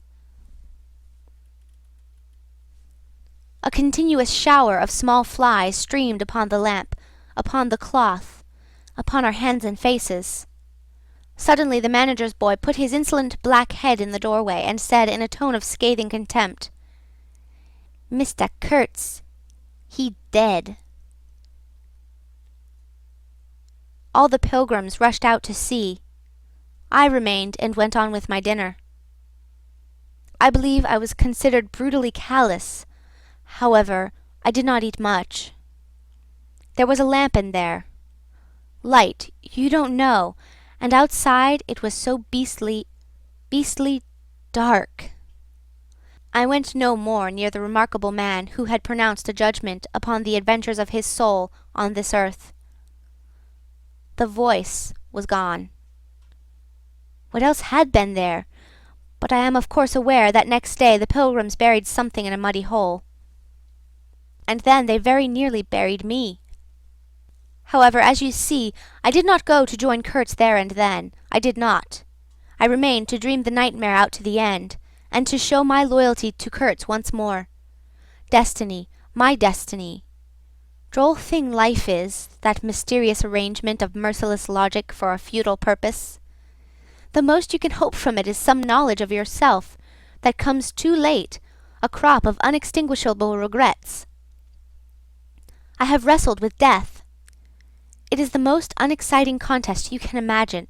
It takes place in an impalpable greyness, with nothing underfoot, with nothing around, without spectators, without clamour, without glory, without the great desire of victory, without the great fear of defeat, in a sickly atmosphere of tepid scepticism, without much belief in your own right, and still less in that of your adversary.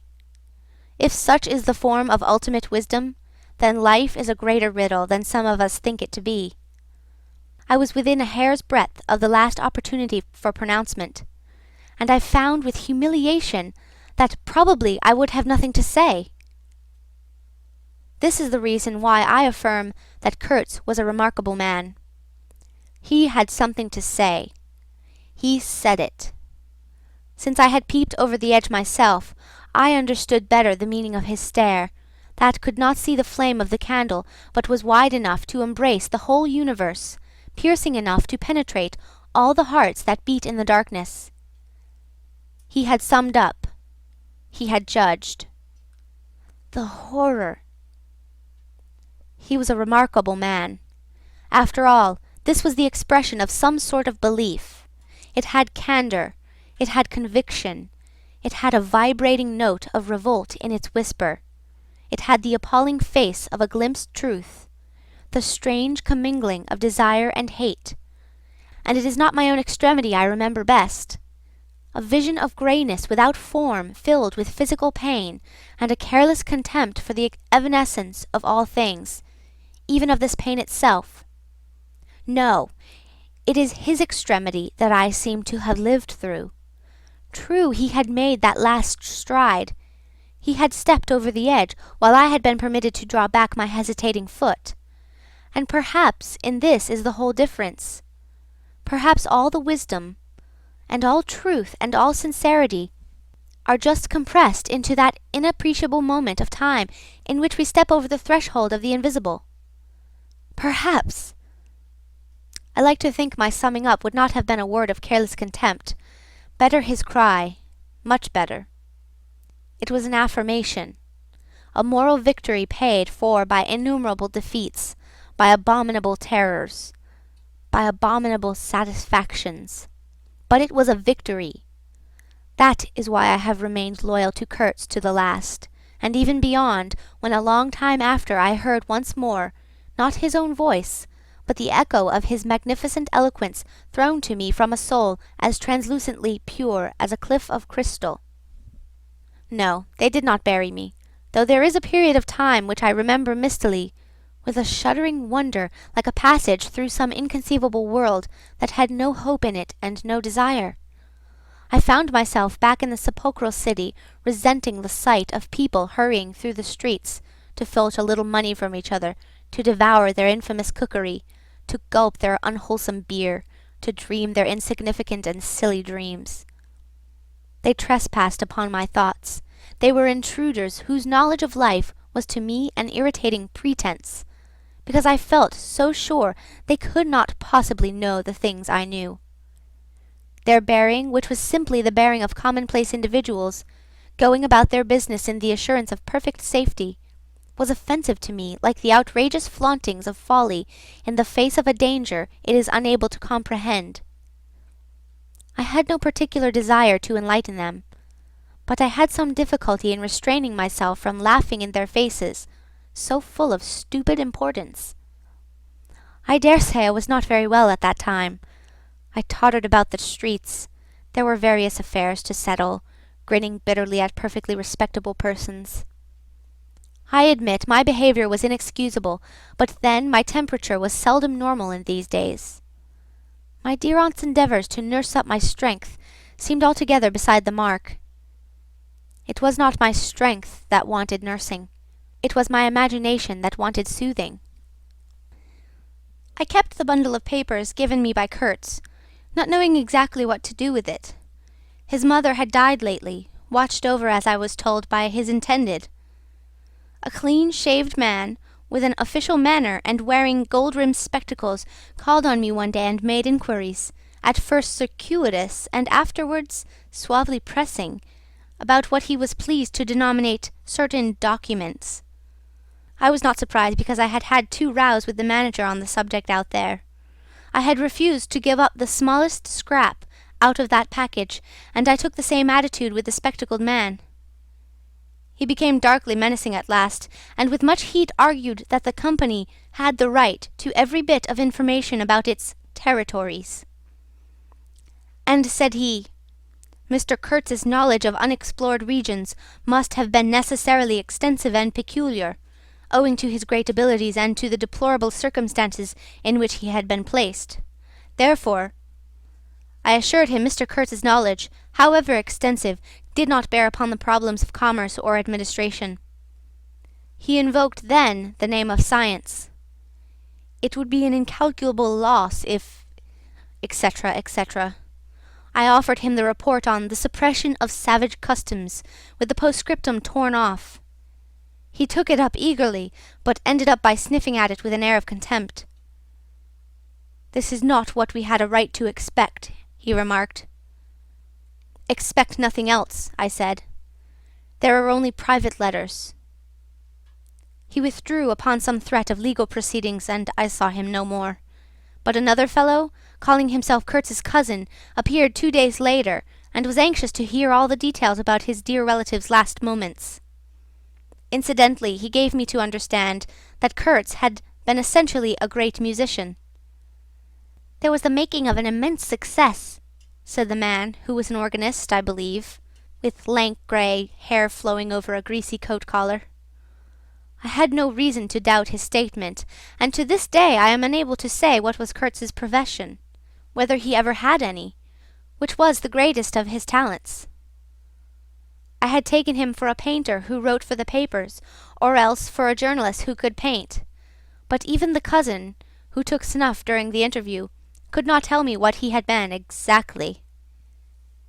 He was a universal genius. On that point I agreed with the old chap, who thereupon blew his nose noisily into a large cotton handkerchief, and withdrew in senile agitation, bearing off some family letters and memoranda without importance.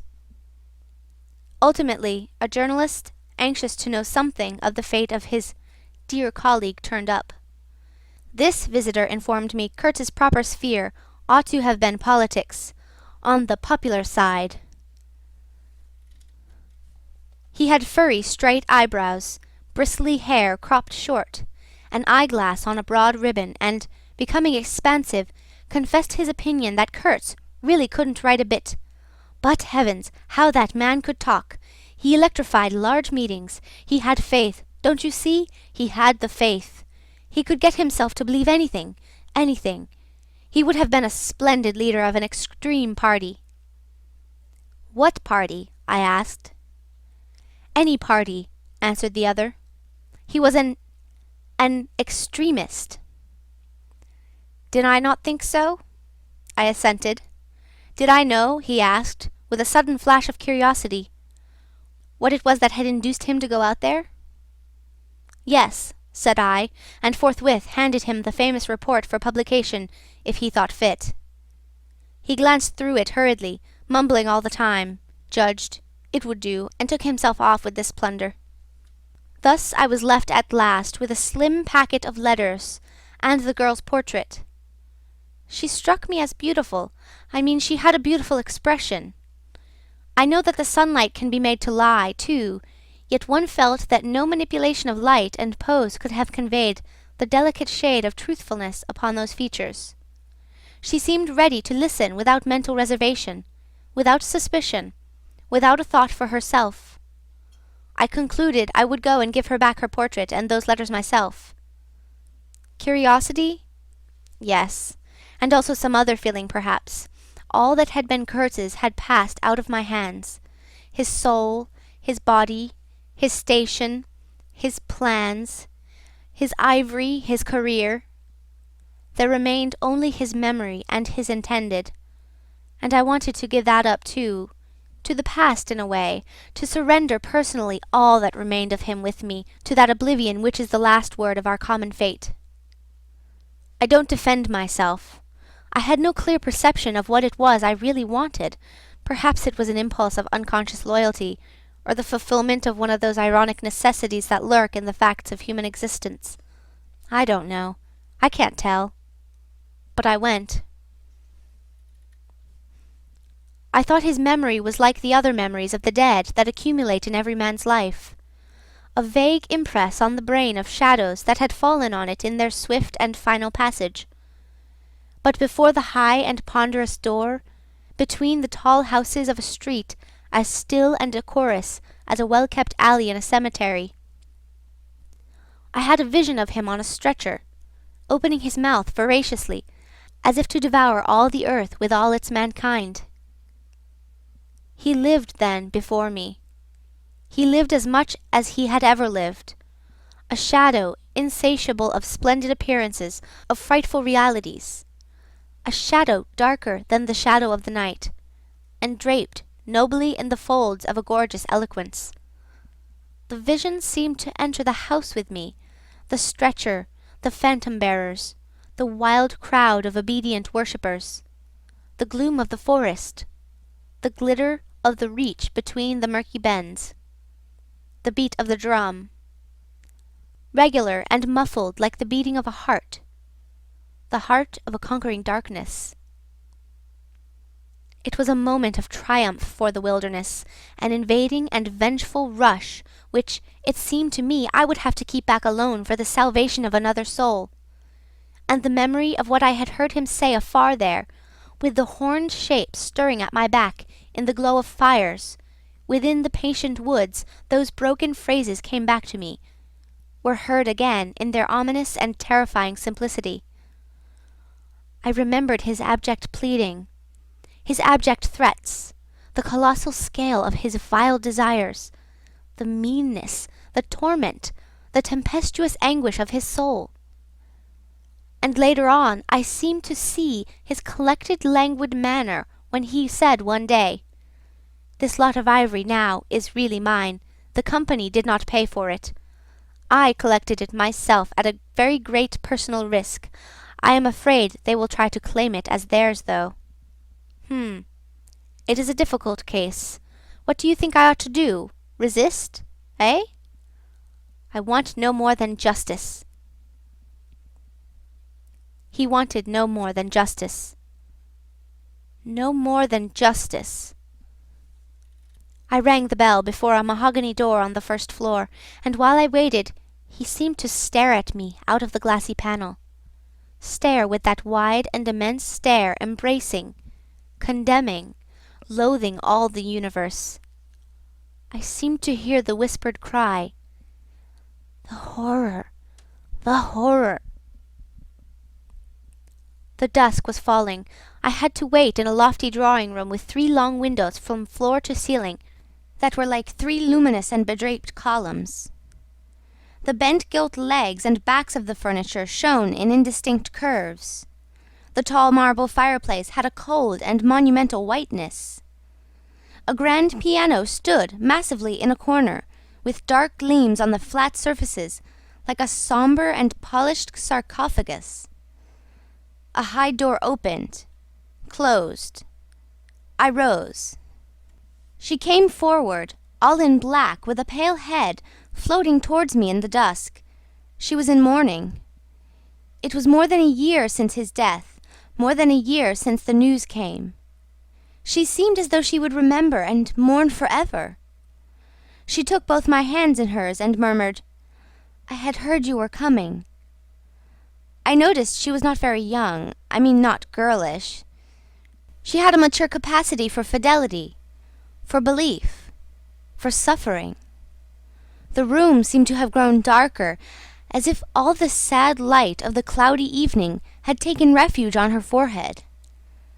This fair hair, this pale visage, this pure brow seemed surrounded by an ashy halo from which the dark eyes looked out at me. Their glance was guileless, profound, confident, and trustful. She carried her sorrowful head as though she were proud of that sorrow, as though she would say, I alone know how to mourn for him as he deserves." But while we were still shaking hands, such a look of awful desolation came upon her face that I perceived she was one of those creatures that are not the playthings of time. For her, he had died only yesterday, and by Jove, the impression was so powerful that for me too, he seemed to have died only yesterday, nay, this very minute. I saw her and him in the same instant of time. His death and her sorrow. I saw her sorrow in the very moment of his death. Do you understand? I saw them together. I heard them together.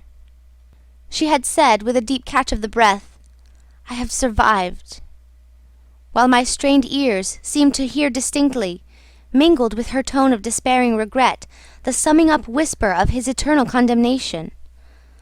I asked myself what I was doing there, with a sensation of panic in my heart, as though I had blundered into a place of cruel and absurd mysteries, not fit for a human being to behold. She motioned me to a chair. We sat down. I laid the packet gently on the little table, and she put her hand over it. "You knew him well," she murmured, after a moment of mourning silence.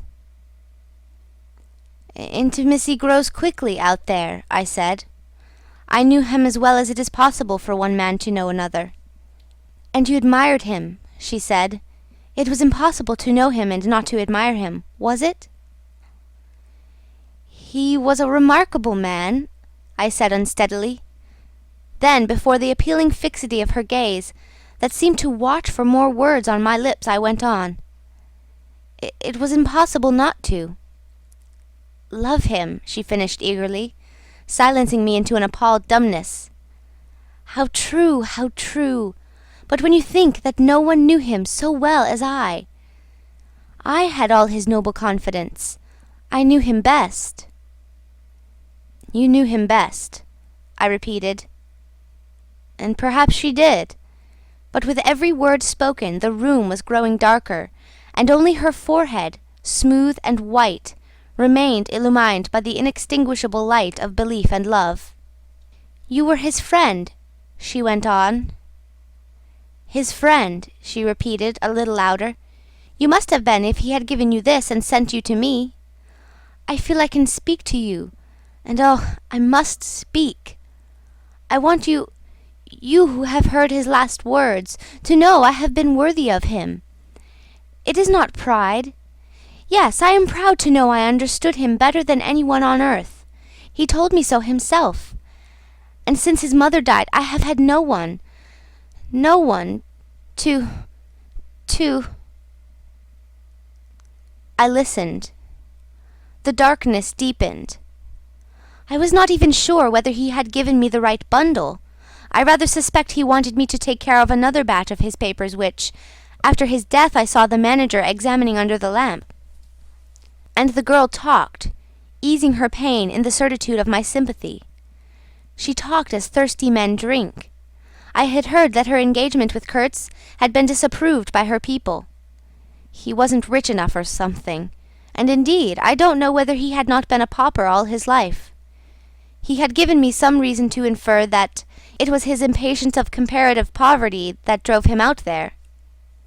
Who was not his friend who had heard him speak once? She was saying. He drew men towards him by what was best in them. She looked at me with intensity. It is the gift of the great, she went on, and the sound of her low voice seemed to have the accompaniment of all the other sounds, full of mystery, desolation, and sorrow, I had ever heard. The ripple of the river, the soughing of the trees swayed by the wind, the murmurs of the crowds, the faint ring of incomprehensible words cried from afar, the whisper of a voice speaking from beyond the threshold of an eternal darkness. "But you have heard him, you know," she cried. "Yes, I know," I said with something like despair in my heart, but bowing my head before the faith that was in her, before that great and saving illusion that shone with an unearthly glow in the darkness, in the triumphant darkness from which I could not have defended her, from which I could not even defend myself. "What a loss to me, to us," she corrected herself with beautiful generosity, then added in a murmur, "to the world." By the last gleams of twilight I could see the glitter of her eyes, full of tears that would not fall. "I have been very happy, very fortunate, very proud," she went on. "Too fortunate, too happy for a little while. And now I am unhappy for life." She stood up. Her fair hair seemed to catch all the remaining light in a glimmer of gold. I rose too. "And all of this," she went on mournfully, "all of his promise, and all of his greatness, of his generous mind, of his noble heart, nothing remains, nothing but a memory. You and I—" "We shall always remember him," I said hastily. "No," she cried. "It is impossible that all this should be lost, that such a life should be sacrificed to leave nothing but sorrow. You know what vast plans he had. I knew of them too. I could not perhaps understand, but others knew of them. Something must remain. His words, at least, have not died." "His words will remain," I said. "And his example," she whispered to herself. "Men looked up to him. His goodness shone in every act." "His example, true," I said. "His example too. Yes, his example, I forgot that." "But I do not, I cannot believe, not yet. I cannot believe that I shall never see him again, that nobody will see him again. Never, never, never." She put out her arms as if after a retreating figure, stretching them back with clasped, pale hands across the fading and narrow sheen of the window. Never see him! I saw him clearly enough then. I shall see this eloquent phantom as long as I live, and I shall see her too, a tragic and familiar shade, resembling in this gesture another one, tragic also, and bedecked with powerless charms, stretching bare brown arms over the glitter of the infernal stream, the stream of darkness. She said suddenly, very low, "He died as he lived." "His end," said I, with dull anger stirring in me, "was in every way worthy of his life." "And I was not with him," she murmured. My anger subsided before a feeling of infinite pity. "Everything that could be done," I mumbled. "Ah, but I believed in him more than anyone on earth, more than his own mother, more than himself. He needed me. Me! I would have treasured every sigh, every word, every sign, every glance." I felt like a chill grip on my chest. don't," I said in a muffled voice. "Forgive me. I have mourned so long in silence. In silence. You were with him to the last? I think of his loneliness. Nobody near to understand him as I would have understood. Perhaps no one to hear. To the very end," I said shakily. "I heard his very last words." I stopped in a fright. "Repeat them," she murmured in a heartbroken tone. I want something to live with." I was on the point of crying at her. "Don't you hear them?" The dusk was repeating them in a persistent whisper all around us, in a whisper that seemed to swell menacingly like the first whisper of a rising wind. The horror! The horror! "His last word, to live with," she insisted. "Don't you understand? I loved him. I loved him. I loved him." I pulled myself together and spoke slowly. "The last word he pronounced was your name." I heard a light sigh, and then my heart stood still, stopped dead short by an exulting and terrible cry, by the cry of inconceivable triumph and of unspeakable pain. I knew it! I was sure! She knew. She was sure. I heard her weeping. She had hidden her face in her hands. It seemed to me that the house would collapse before I could escape, that the heavens would fall upon my head. But nothing happened. The heavens did not fall for such a trifle. Would they have fallen, I wonder, if I had rendered Kurtz that justice which was his due? Hadn't he said he wanted only justice? But I couldn't. I could not tell her. It would have been too dark altogether.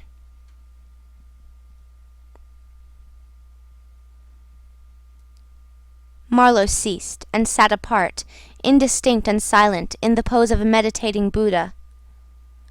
Nobody moved for a time. "We have lost the first of the ebb," said the director suddenly. I raised my head. The offing was barred by a black bank of clouds, and the tranquil waterway leading to the uttermost ends of the earth flowed sombre under an overcast sky, seemed to lead into the heart of an immense darkness.